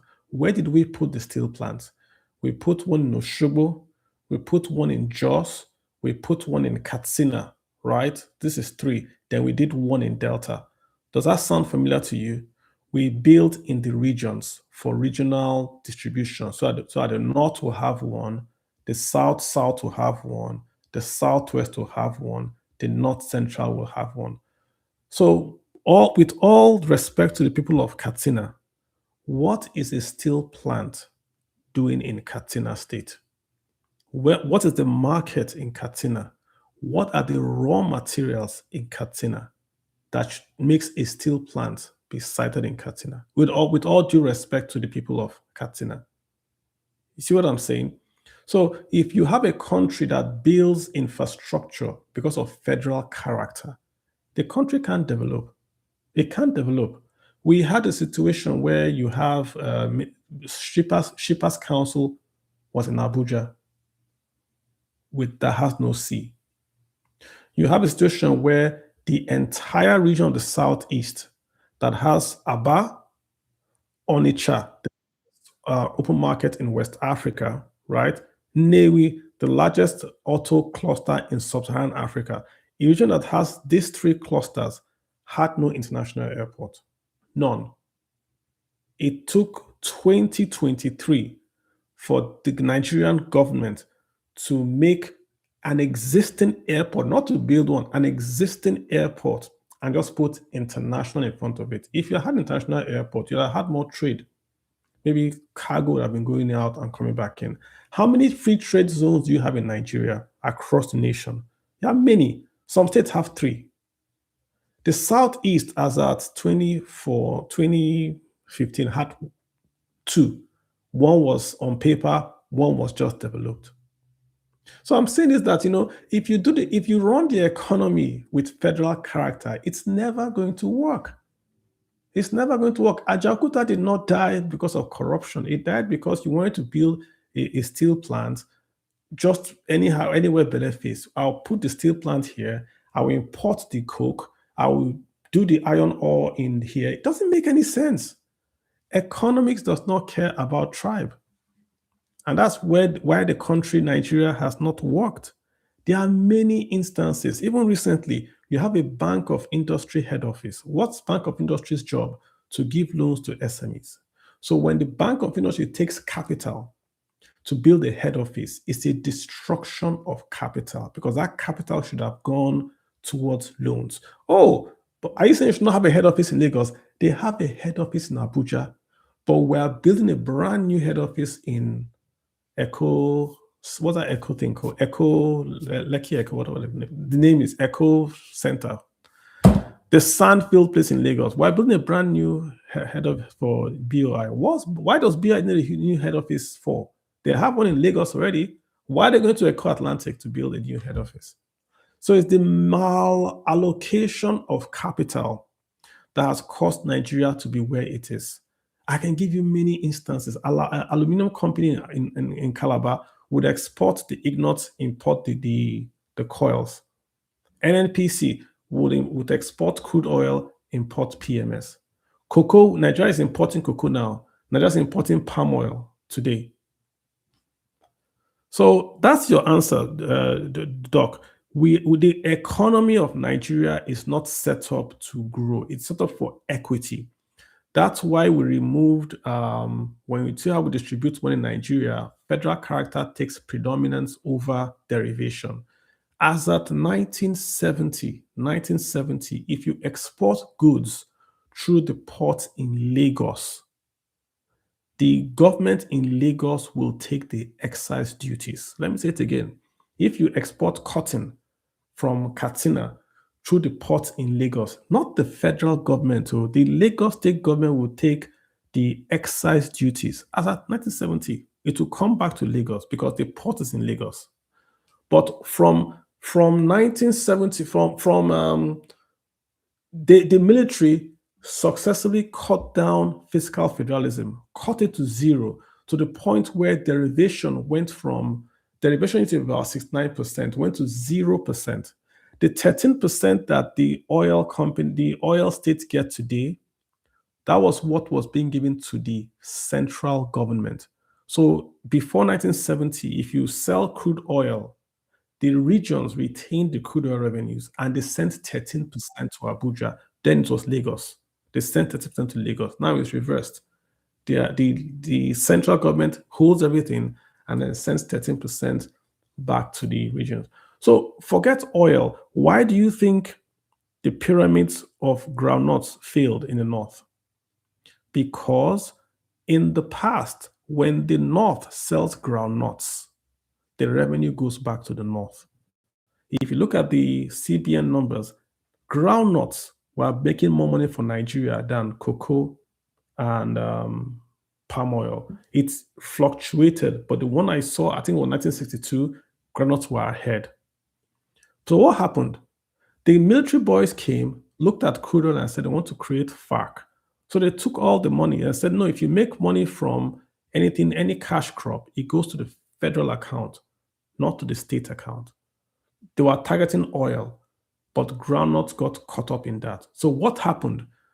It was no longer profitable for the state government in the north to export groundnuts because I don't get any money from it. The money is going to the federal government. States can't incorporate companies. States cannot tax companies. So there's no money coming to them. It goes to FARC, which is then shared. So they abandoned agriculture and went after population. Because in Nigeria, you get more money if you have population than if you create wealth. So census now became a way to get money, not a way to count people for education in primary schools. You see where I'm going to? So the export of groundnut in the north crashed. Yes, they had the pest issue with the aflatoxin, but it crashed because there was no incentive for the northern states to focus on agriculture. Because if they export agriculture and make $1 billion, it goes to the federal purse, not to the state purse. That's what FARC did to you. I'm giving you an example. So if you want Nigeria to progress, you have to just do 3 simple things. Number 1, you scrap FARC. When you remove FARC, you are removing the fact that states have got to work for the center. Let every state, every region work for himself. Tax what you want to tax, do what you want to do. Pay your central taxes. If Lagos wants to tax at 40%, let them do it. If Kano wants to tax at 0% to attract investment, the same way Americans, you see California and Florida fighting, let them do it. If you do it that way, you incentivize the whole 774 local government in Nigeria to function. Nigeria starts to work. So you scrap FARC, you scrap Land Use Act. You say all land in Nigeria is owned by the state. You do with it what you like. So you can build your railways, you can do your farming, you can do your, so it's your land. Do with it what you want to do. Just do this too. You take Nigeria back to where we were in 1970. It's not something radical. Take us back to where we were in 1970 and you have solved the bulk of the problems in Nigeria. Right now, you can't, it's like saying you want to build, you want to play Barcelona football team and you take them to Enyimba Stadium in Aba. It's not going to work. Where would you put the spectators? That's how Nigeria is. You have big plans, but a tiny stadium, tiny ideas. How is it going to work? Hope I answered the question, Doctor. Yes, sir. Fantastic. Again, Doctor, yeah. Doctor. This is your fourth question. Yeah, like I piled it up because last one, very quick. Yeah. So he asked me, now, what do I think is the actual inflation rate in Nigeria? Like normally I'm very, very well abreast of that. I told him it's 18%. He said it's a lie. He told me my namesake is a lie. Okay. So I want to really know, because like I did not embarrass myself because I was going by what, like, from the rebates and what the NBC told us, Nigerian Institute of Statistics, what they said and all that. So I based my answer on that. He said, no, it's a lie, that I should check deeper. Yeah. So I want to know, like from a professional like you, like data you have, because I will still meet him to give him answers. I might copy verbatim from what you said, but because I recorded some. So I want to give him a comprehensive answer because I have a whole lot of questions written down for him. Yeah. But I want to answer him first before. So I'm just going to give you data. Then you can make up the data what you want. Inflation rate in Nigeria on paper is 15.38. That's the latest we have, 15.38. Why is it low? Why is it low? Why is it that you go to the market, things are expensive, but your inflation rate is 15%? Number one, inflation is not looking at the price of goods and services. It's looking at the rate of increase in the price of goods and services. So if we have inflation of 15%, we are saying that the price in the market is going up by 15%, which is slower than going up by 30%, which it was like a year ago, right? That's number one. But number two, the data, when you break down inflation in Nigeria, you start to see where we're using statistics in a way that is not really, I would say, not real. When you look at measure inflation, you take a basket and you put it in that basket. Then you measure the change of that basket from point A to point B. So for instance, in a basket, you put yam, you put GSM, you put 4 liters of petrol, and you say, how much is this yam, GSM, and petrol? How much has it gone from January to February? If the price has gone up, you say inflation has gone up by that change in prices. So before Nigeria rebased GDP, that basket had food. 51% of that basket contained food.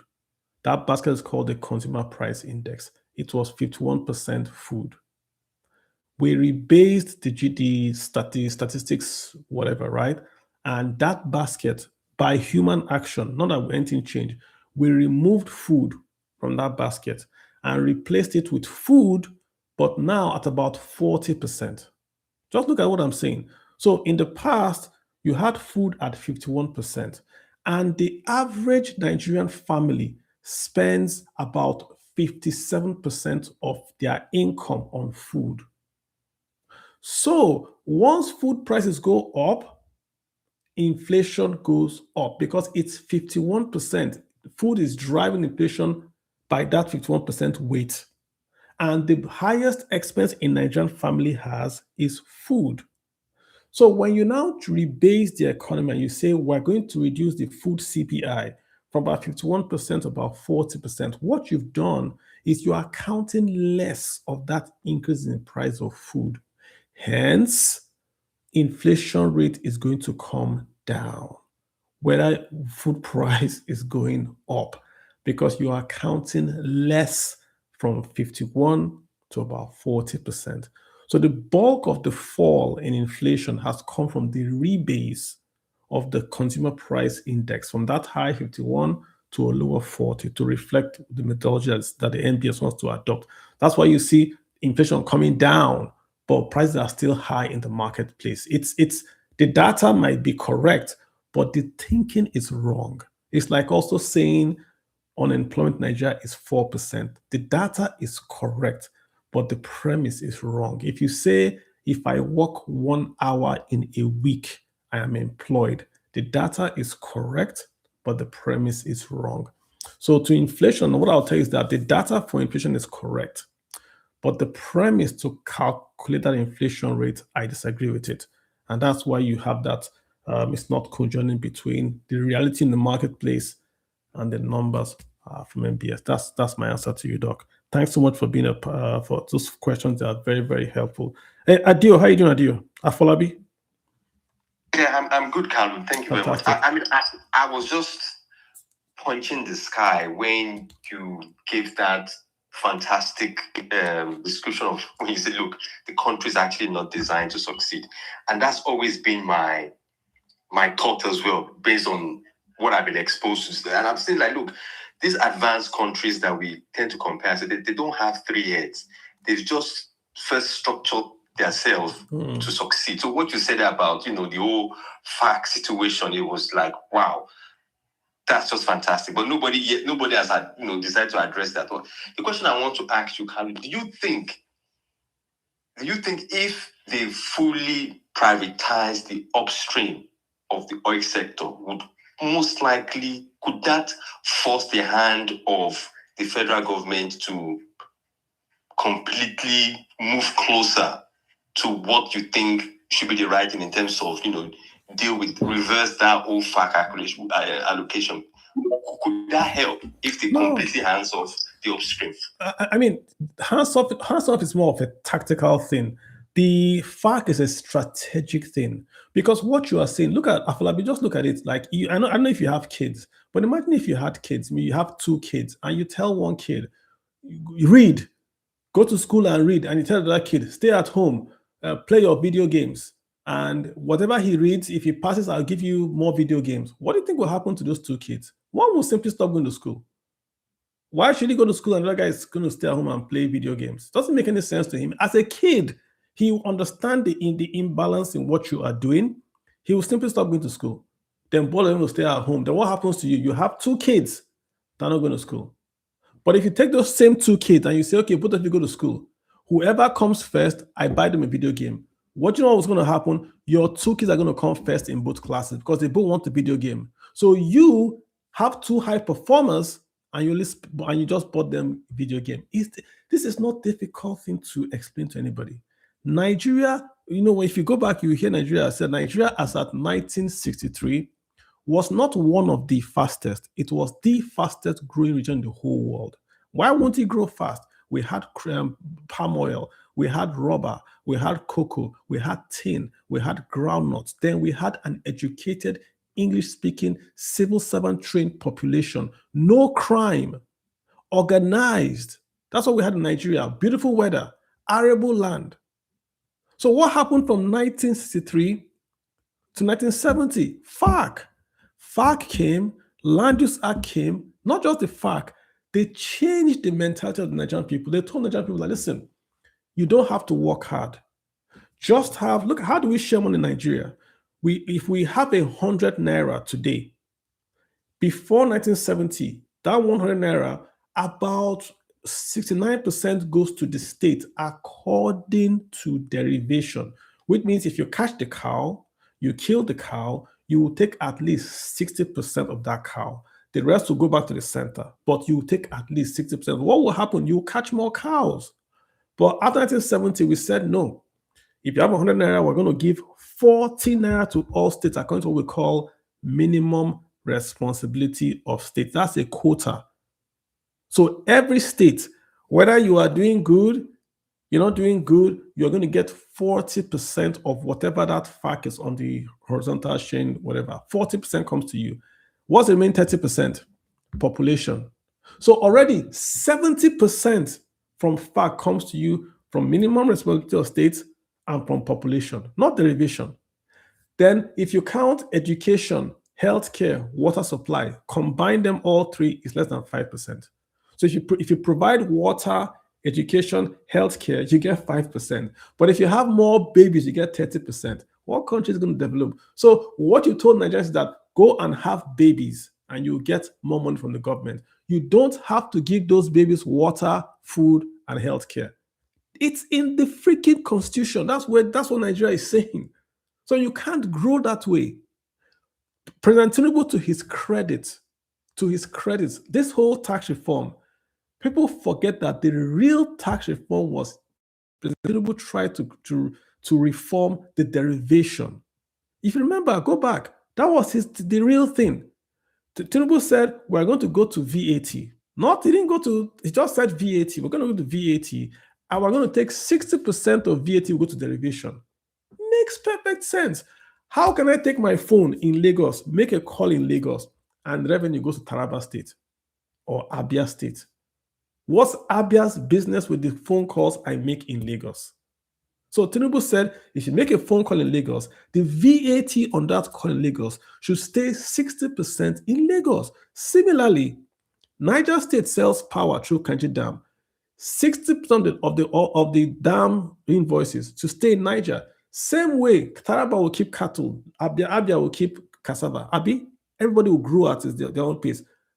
And the North said no. And that was this whole tax reform.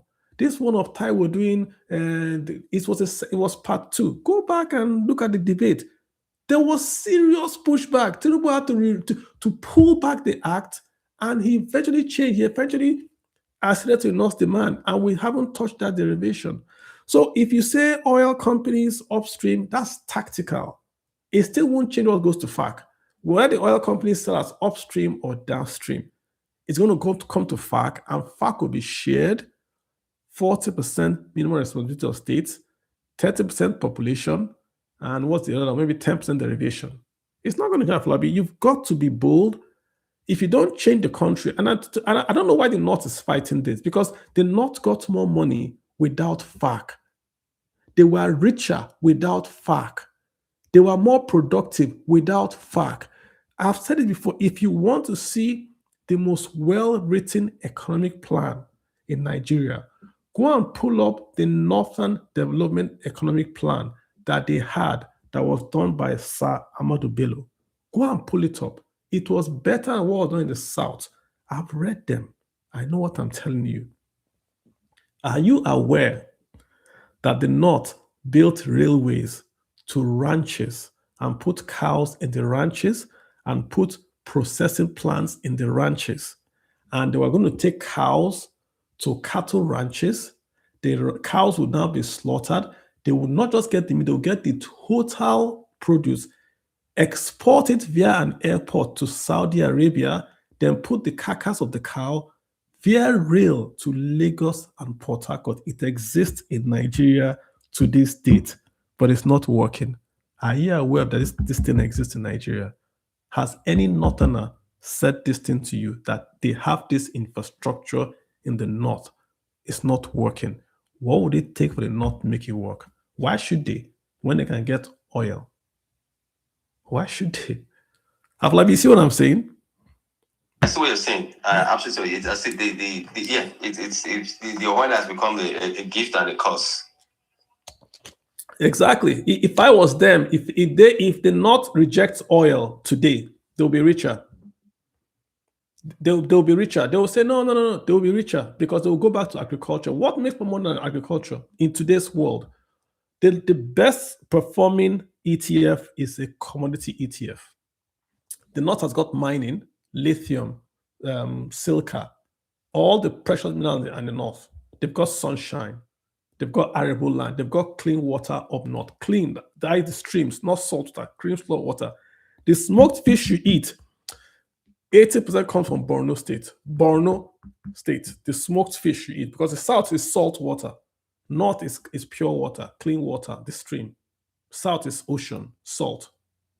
So, but is this oil has damaged everybody's been, and I'm talking of all Nigeria, damaged everybody's been. How can you have infrastructure I just described for cattle and you are chasing NNPC? Come on, man. Aflabi, thanks, man. I appreciate your question. Let's get Farm Seas.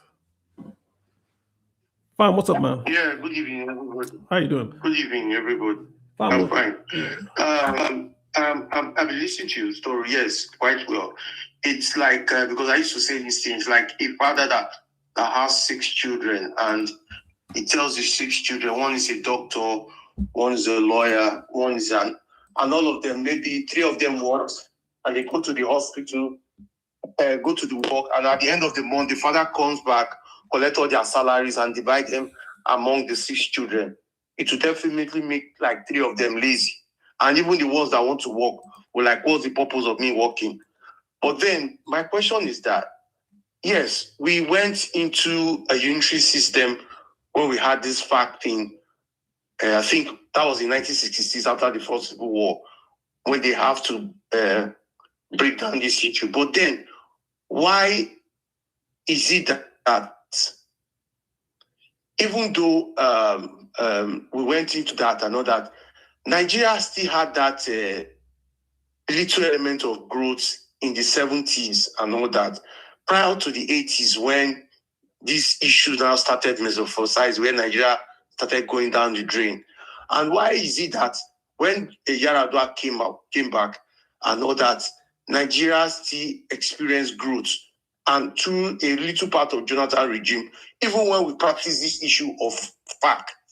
So is it actually I know it's a problem, but is it actually the problem, or we really have what we call mismanagement of even the little resources that we have?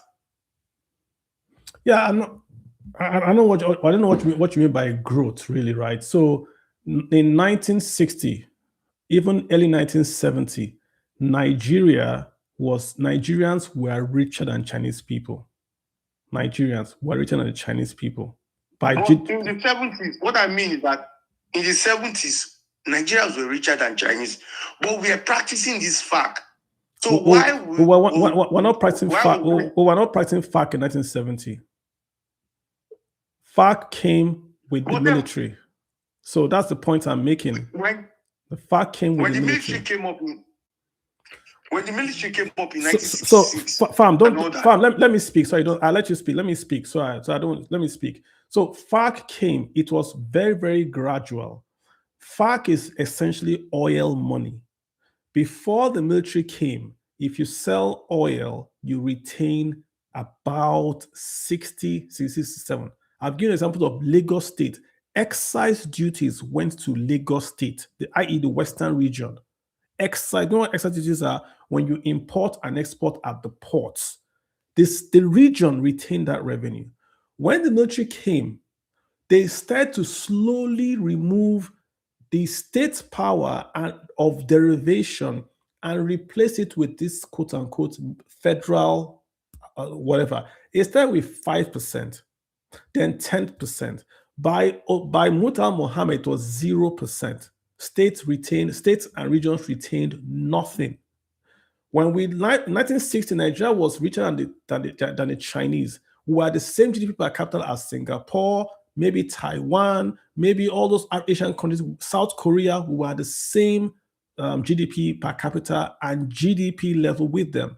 Then they took off and left us because we then went back into the state control, where we started to allocate resources based on not derivation, but tribe, region, and federal character. Federal character is a code word for tribe. To say you are going to allocate resources based on states. What is states? States of origin. What is states of origin? Tribe. And I'll give you Ajaokuta as an example. Ajaokuta did not fail because there was corruption. It failed because we were doing, the project was just project management. You have iron ore in Nigeria. It cannot make steel. So we have to go and build a factory in Itakpe to do beatification of our iron ore. We're importing from Delta. The ore is found in Kogi. We're also going to bring in coke.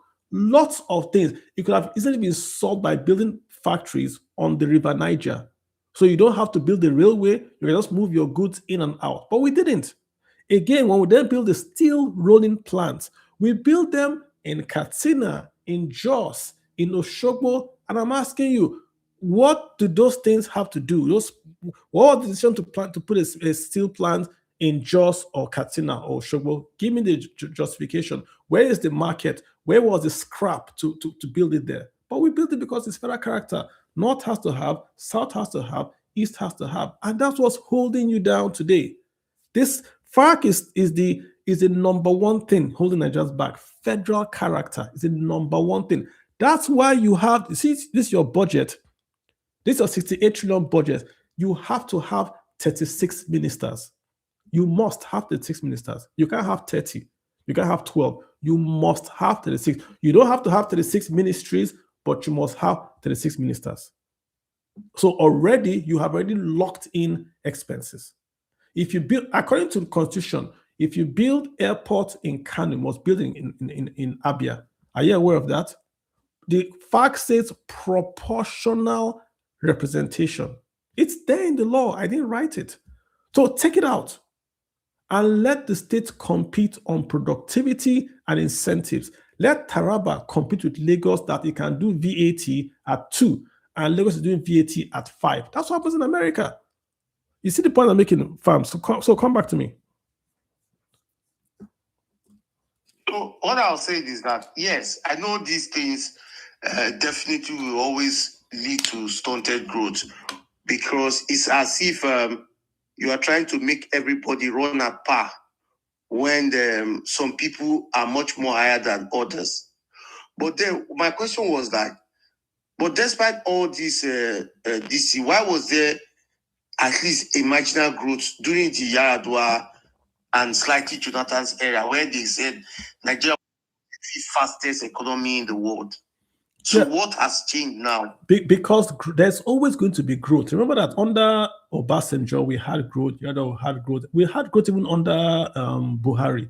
But we had 2 recessions, right? And today, what has changed, if you answer your question specifically, is that there's too much debt. So the budget figure is dragging down. There's no money to spend to stimulate growth.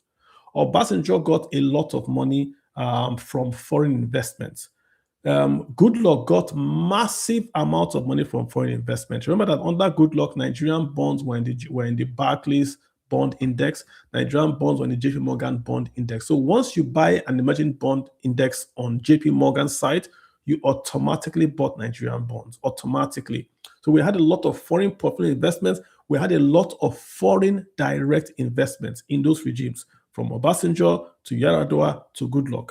Even Buhari got about 2 billion in foreign direct investment. I don't know why President Tinubu is not able to attract foreign direct investment. If you look at what has attracted for foreign portfolio investment, it's a lot. But somehow we are not able to attract under this president foreign direct investment. And again, look at the numbers. It's not my figures. If you look at the CBN's numbers, the money coming to Nigeria is foreign portfolio, short-term, hot money. Foreign direct investment is negligible. And that's what you're seeing in France, that we're not bringing in money for investment. People are coming here to buy bonds, people are coming here to buy shares, but not building factories in Nigeria. That's what's going on, sir. That's the key difference with Tinubu's regime and the others. Even Buhari brought FDI. Buhari has, we say he brought FDI, nearly 2 billion. But Tinubu can't get FDI. Maybe he will get going forward. But for now, he's not bringing FDI. I'm just giving you the numbers. You can fact check me. Make sense? Fans, okay. Can you attribute the fact that Tinubu did not bring FDI to the fact that we floated our naira, and as such, people coming to invest in Nigeria, when comparing with foreign counterparts and all that, the money you make and all that, it's not really commensurable. No, not really. Because the reason why I said it is that I had a brother who I told to invest in the pharmaceutical business and all that, and he brought in like $100,000. Even as we are talking now, the business is making money, but if he converts it, and if he's telling me that there's no need for me to bring money into the country, because if he converts it back to dollars, he's running at a loss. So can that also be attributed to the fact that because of the flotation of our naira, that these foreign direct investors, they feel that Nigeria is not even a place where you can really invest your money because you are not going to get anything in return? It's the opposite way. Because you floated your currency, you get more direct investment. And I'll tell you why. When your brother brought that naira to Nigeria, if he wanted to buy a factory, he was buying he can only get from his 100,000 naira 400 naira per dollar. So he got me like 4 million. Abi, he converted 100,000, he got 450 from CBN, he got 4 million naira. Today, if he brings that 100,000 to Nigeria, he's going to get about 11 million naira more, because the naira is now 1.3. So when your currency falls, dollar becomes more valuable. So an investor buying cocoa will buy more Nigerian cocoa per dollar than today than if he was buying 10 years ago, because the naira is now more weaker. So the dollar goes more in Nigeria. The same way, if Nestle wants to invest in Nigeria, they can buy land in Ogun State cheaper, build a factory in Ogun State cheaper than 10 years ago. So it's the reverse, sir. Remember, with the naira, under Goodluck, we were in the bond index. Buhari took us out because he didn't do liquidity. It's not the exchange rate that's the problem. It's the liquidity. Even if dollar is 1 to 10,000, let it be liquid. Investors will come. But if it is 20 naira today, 500 naira tomorrow, 10,000 next tomorrow, 200 tomorrow, they don't like that because they can't plan. Your brother is not worried about taking the money out. He's okay with making 20% return on his investment. His problem is that he can't plan. He brought it at 400, now it's at 1,300. He doesn't know what to do. If he takes it out now, he pays a loss. But if he took this same money to Switzerland, he knows for the next 30 years where the exchange rate will be. See the point I'm making, sir? All right, fantastic, friends. Love the questions. Thank you so much for asking. Dr. Enna, how you doing, sir? Bank of Heaven. I like that. Mark 6:34. Bank of Heaven. Jesus came out, saw them. They were like sheep. He had compassion upon them. They were like sheep without shepherd, and he began to teach them. This is just to say thank you, Kalu. I've been listening, definitely been listening to a lot of your spaces. It's very educative, and we see your love for country, and may God crown your effort with lifting in Jesus' name. Amen. Now, I'm very particular about dishing systems for new systems. You know, as an engineer, one of the things you see, everything has a useful life. I agree with your discussion on the FAC and the Land Use Act. My question is, if the Land Use Act and FAC system is not optimal, how are we sure that when you remove it, there will not be unique challenges that would also make it not optimal? So my big question to you, Kalu, like our earlier brother was asking you a question now. With the current FAC and the current Land Use Act, how productive is the system? If they can increase productivity in this system, would there not also be economic growth? Why do I say that? I'm from the Niger Delta, and FAC was changed with the 13% derivation. And the 13% derivation increase to the Niger Delta has not translated to economic growth, better lots of the people. How am I now also sure that if they remove FAC and Land Use Act and more money comes to the states, there will be growth? That's the first question. Two, the states are not growing at the same paces with the current FAC and Land Use Act. Lagos is moving faster. If you liberalize the whole thing, remove FAC and Land Use Act, the states will now grow at different rates. Would this not push the pendulum of weight on those states? I know personally that the greatest challenge facing Lagos now is the influx of people as a drain on their economy and their systems because the other states are not growing fast. Everybody's growing at their rate. Would that not also bring a fiscal imbalance that have long-term strategic and security implications on those areas that would need to grow fast to give us a place in global optics? Thank you, Kalu. Those are my two questions. Yeah, I think they're fantastic, sir. And I think the answer, we have to look at history as our answer. I don't think, if you look at the caliber of the Second Republic governors, the Melfodokilos, the Jacondes, the guys in the East, Jim Wobodo, look at what they did for the people and what the governors today have done for the people with more revenues. It's a clear winner that the governors of the past, Ambrose Ali, you hear these people's names, you can go back even till today and see what they did. Till today. So today we have more revenues and less service than what we had in the past. Why? It goes back to what I'm saying. There was more state control. There was more state powers then. Even Shehu Shagari went to do housing projects in the states. He had to go to the states to get land. Some states gave him land. Some states didn't give him land. But that was how Nigeria was. Today, with the federal government is all knowing, all seeing, all owing. Literally, we have the federal government collecting sales tax in states. It's not supposed to be so. If your state can't collect sales tax, they should suffer the consequences.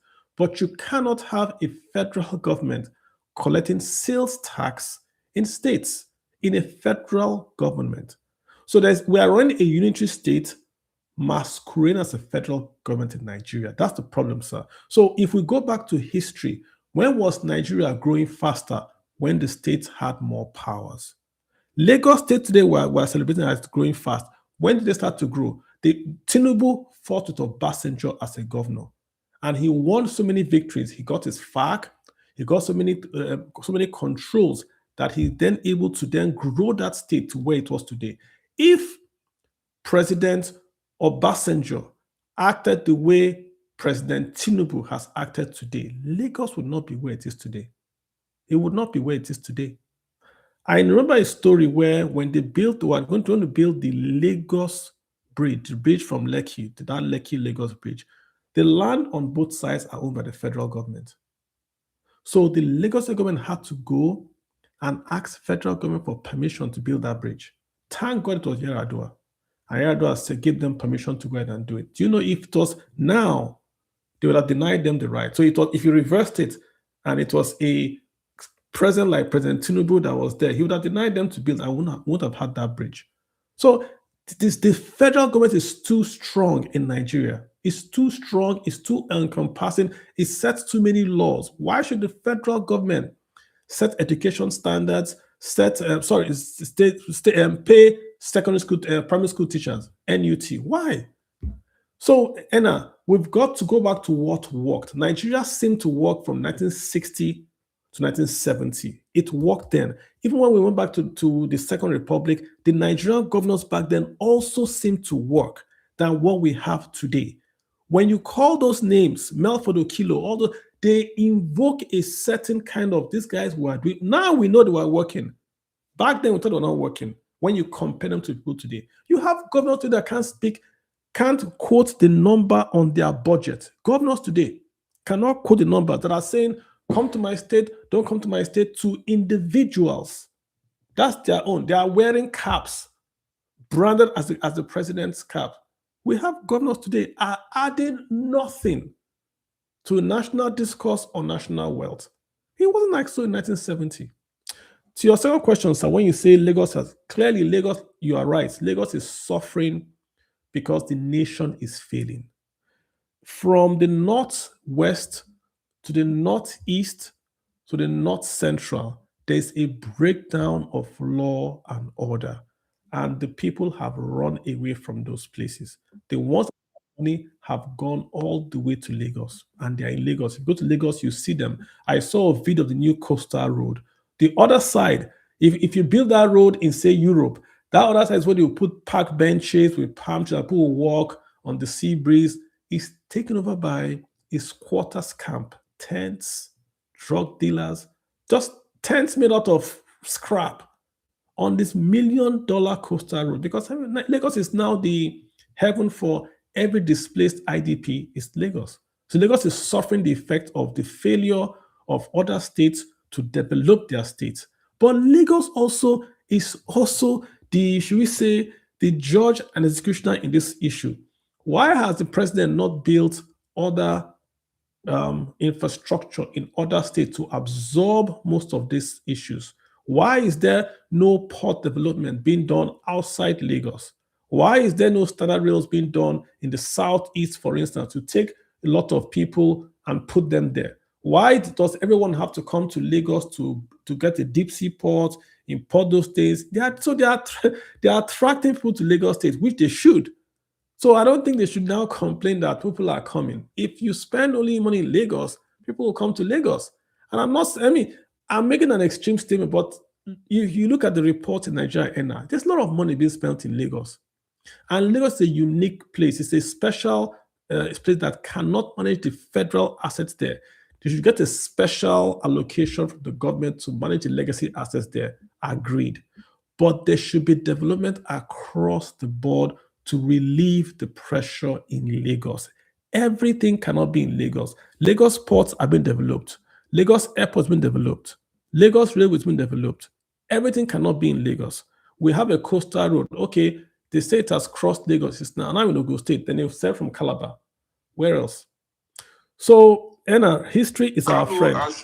As an investor, let's say you're an institutional investor overseas, and you wanted to invest $20 billion in the Nigerian economy across different sectors. Yeah. Would you prefer, as an investor, the current FAC and Land Use Act system, or you would prefer the liberalization? Then lastly, what I hear from what you're not saying is that we should give more importance to the state governors and their elections and the quality of people who become governors.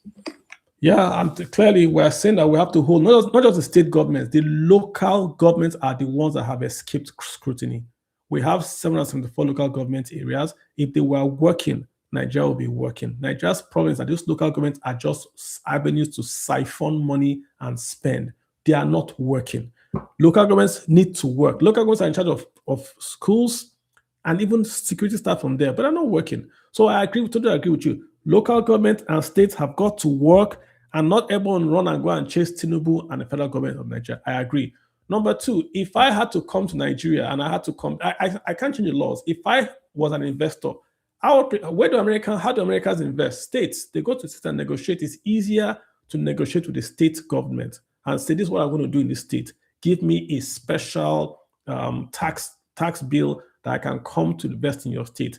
Remember that the largest investment Nigeria has ever gotten in recent times, that a private company came to Nigeria to set up a company, was when GE came to Calabar and did a $1 billion investment in Calabar to do the railway revitalization project. They went to Calabar. They were going to build a brand new rail yard over there in Calabar. It's all crashed now because we didn't do the real thingy with them. But why did they go to Calabar? It's brand new, it's fresh, land is cheaper, it has an airport, and they're going to get tax incentive. Where was Tinapa? Calabar, right? So areas out of Lagos offer a cheaper way to scale. This gentleman, Dangote Refinery, he didn't go to Lagos, first of all. He went to Ogun State.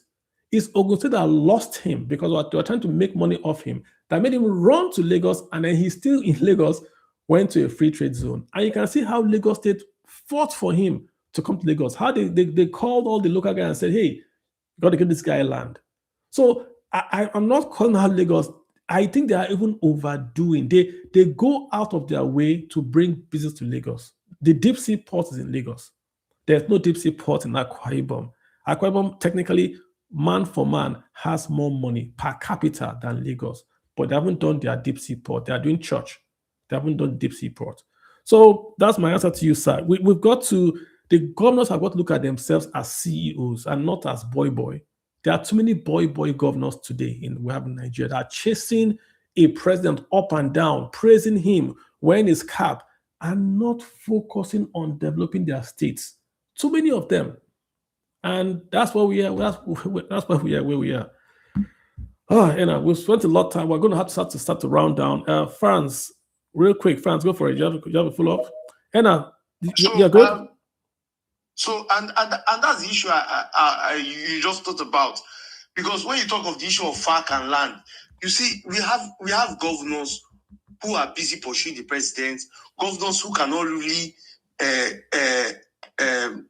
pronounce their budgets, and these are some of the problems that we have. So yes, I know FARC is an issue, but I don't think that one of the problems that Nigerians are facing today is because of the kind of leaders we have.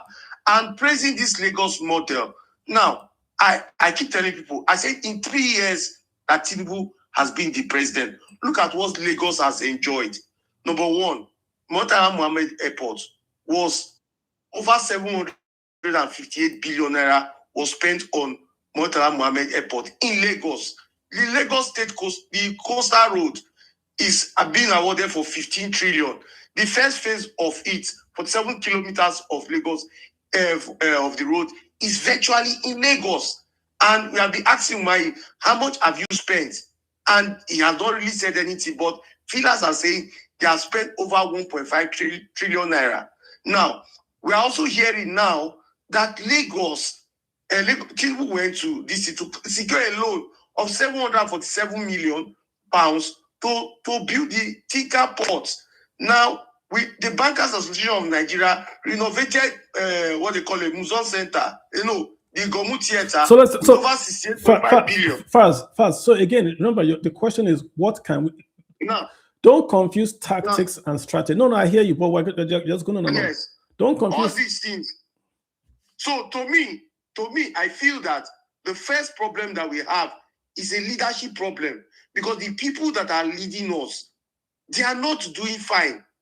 Okay, look at the Abia State. Well, people will always argue, you're being political, but at least there's a semblance of growth in Abia, in Enugu. Why? Because we have leaders that at least are seen to be doing things, and not these ones that will tell your Federal Executive Council members, if you don't wear Tinubu's cap, don't come to work. So if you keep leadership, I hear you. I hear you. Hold up. I hear you. Don't just be angry. Don't confuse tactics and strategy. Whether the governor is wearing cap or not, to me, is not the problem. The problem is that what is the FARC and Land Use Act take power away from governors to the federal government, bring it back to the state. If you have state governments that are powerful, the people can get to your state government and your local government before they can get to the federal government. That's the point I'm making. All these other things were not like Enna has asked me, how are you sure it would work? I can look back at history. We can look back at history. So if we have federal government that is too powerful, too strong, too removed from the people, it's difficult to make the budget work. If you are budgeting billions, have you seen the federal budget? The federal budget is filled with street lights all over the place and motorcycles all over the place. In a nation that wants to fight poverty, we're buying keke, street lights, hair dryers all over the place. We're borrowing 26 trillion to do this. It's nonsense. So let's go back to strategy. We want to achieve a goal, and the local, federal, and states are moving in one direction with purpose. That's where I'm going to with this, right? Okay, thanks. We're going to round up. We got to round up. We're going to round up real quick. That's why. Now let me just finish one. And that's the problem that look, if you don't have good leadership and all that. I don't. We hear you, bro. We hear. We hear you. You are repeating yourself. I've worked with a local. You are repeating yourself, sir. You are repeating yourself, fans. What else are you going to say? Yeah, I worked with the local government chairman before, and that was when I even found out that there are some in a state. I'm not going to mention the state, and I noticed that, and that's when I realized that even the local government chairman, there are some projects. If it's above 10 million, he has to go and seek approval from the state assembly. It is the state assembly that will give him the go ahead to go. There is a cap on the amount of which he can spend. But even despite this cap, we still had local government chairman who were performing as at that time. And so we who said no, that we want this kind of person to be deputy governorship candidates and all that. It happened in Nigeria. So the problem is see the leadership structure. Even we have all these things that yes, we can cause stunted growth. But if we don't have our leadership structure right and all that, I don't think we are going anywhere. Okay, fantastic. Let's do a real quick one. Okechukwu, then we'll sort of wind down. Okechukwu, you got the mic. Go for it, Okechukwu, then we'll just sort of start to wind down. Thank you so much. Okechukwu, go ahead. Okechukwu Maduago, please go ahead. Hi, Kalu. How's it going? Can you hear me? Yes, I can. Thank you, sir. Can you hear me? Yes, I can. Okay. I want to focus on natural resource. Sorry? News couple of weeks or even at the beginning of the year regarding gold in Zamfara, for instance, tin in Jos, and a few other minerals, lead and zinc, for instance, too, as well.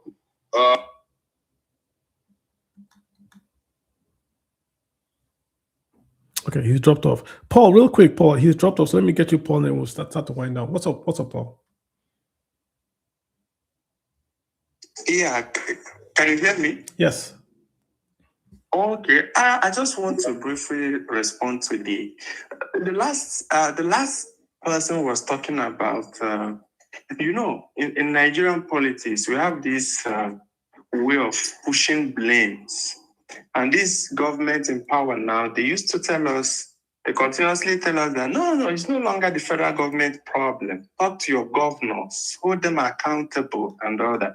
But I'm very happy that you've talked about the fact and how the constitution is structured. Because when we talk about the reduction in productivity, you look at the research from 1970s, when the military took over and formed this kind of unitary government, or kind of, we've been going down instead of developing and all that.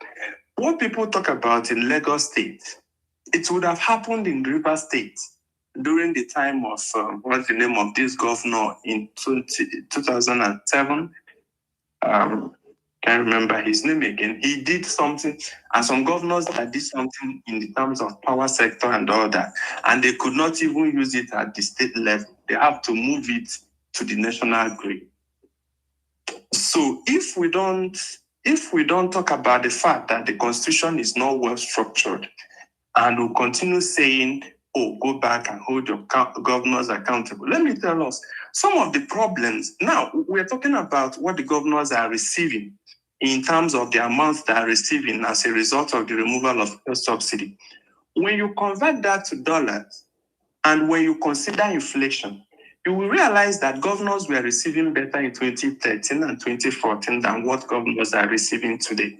So let us just trash this argument of going back to the governors. If we create a system that does not work, where the state does not get any incentive or does not profit from investing massively on those things that will grow the economy, we'll continue to get the same result by doing the same thing over and over again. Thank you. Fantastic, guys. I think that's the point we need to just emphasize. It's not the money. There are many state governments that earn a lot of money in Nigeria and are not doing anything with the money. This space today, I'm talking about the IMF thingy, the budget and all that. The budget has been growing. Has your life been improving? That's where I'm going to with this. Has your life improved? If you look at the budget figures, and again, I'm quoting, let's just go back to that slide with the budget.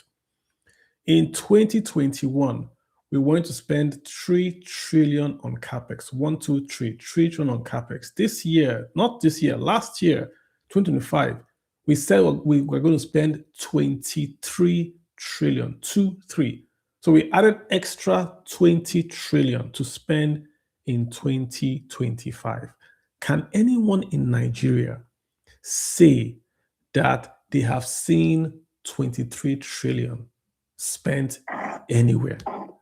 Can anybody say that? You can't. Sorry, Kalu. There's another problem. Because of this federal character of a thing, have you realized how our infrastructures are haphazardly scattered rather than I've talked about that. I've talked about that extensively. That I use the steel plant as an example. But I want us. I hear you, Paul. Paul, got to end. We've talked about that a lot on the federal character side. I use steel plants as an example of how we have the steel plants all over the place. There is no federal steel plant in the entire Southeast. There's none. In the entire Southeast, there's none. So I'm just saying we're allocating resources based on things that are not economic, and you can't grow your economy if you operate like that.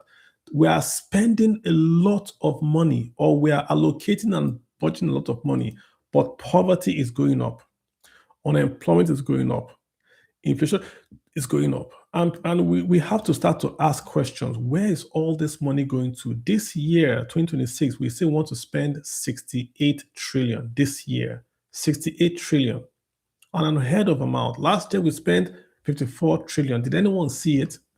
Did anybody see it? So I'm doing this spaces on purpose. I need to give you guys information.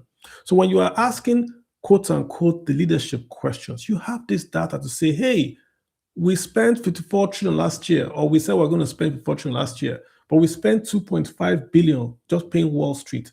We spent $5 billion paying our debt. Is it sustainable? If we are not sustainable, why are we still borrowing more? If we spent 5 billion just to service the debt, why are we still borrowing more? Why do we have streetlights in the project with borrowed funds?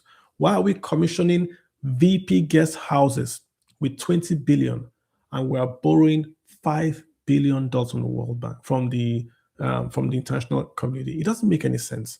And if you don't have the numbers, you can't make a good argument. With the numbers and structure, you can ask those questions and then see the faculty or the emptiness of the folks that are in charge, because it doesn't make any sense. No one will do this in his home. None of you listen to this space will go and borrow money. If you are going to take that money, you're going to go to a bank and borrow money to give to your sister in the village an allowance. Nobody's going to do it. You go to a bank, borrow money at 10% or 20% and say this money is for me to give to my sister in the village. Of course, you won't do that. Most people will say, okay, I'm going to set up a business for my sister, or maybe I'll buy her keke, or I'll buy her a shop. And then from that shop, she takes care of herself.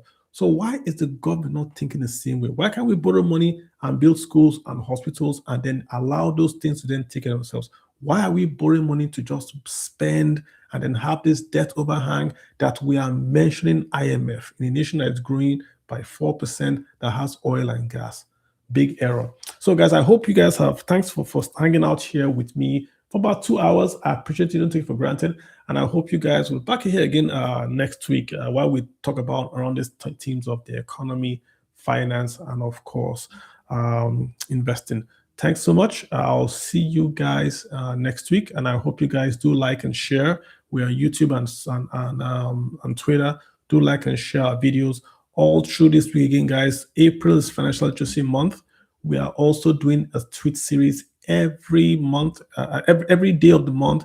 I've been sending out a text and a tweet to the ladies. This year, we want to focus on the ladies. Why? Because in Nigeria, look at this space. We didn't have any lady commenting. Big problem. If you look at the investing population in Nigeria, only about 600,000 CSCS statements in all of Nigeria, and only about half of those are functional. And in those half that are functional, less than 5% are women. You can't grow an economy if women are not investing or not participating in the economy, when the economy also includes investing. Women are usually the chief financial officers of the homes. If they cannot invest, they are not free. If they cannot create their own passive income, they are not free, and the household does worse if women do not have the means to take care of themselves. So please, those tweets are coming out. They are packed with little hints, little what to do, and explaining some personal finance topics. Do like them, share them, and try to send to women in your life so that she's aware of what we're trying to do for the female folks in Nigeria at this time. All right, guys. Thank you so much, guys. I think I'll see you guys next week. You guys have a good day. Thank you so much. And bye. My name is Kalu Aja, and I'll see you guys next week. I have to say that. I think you guys bye.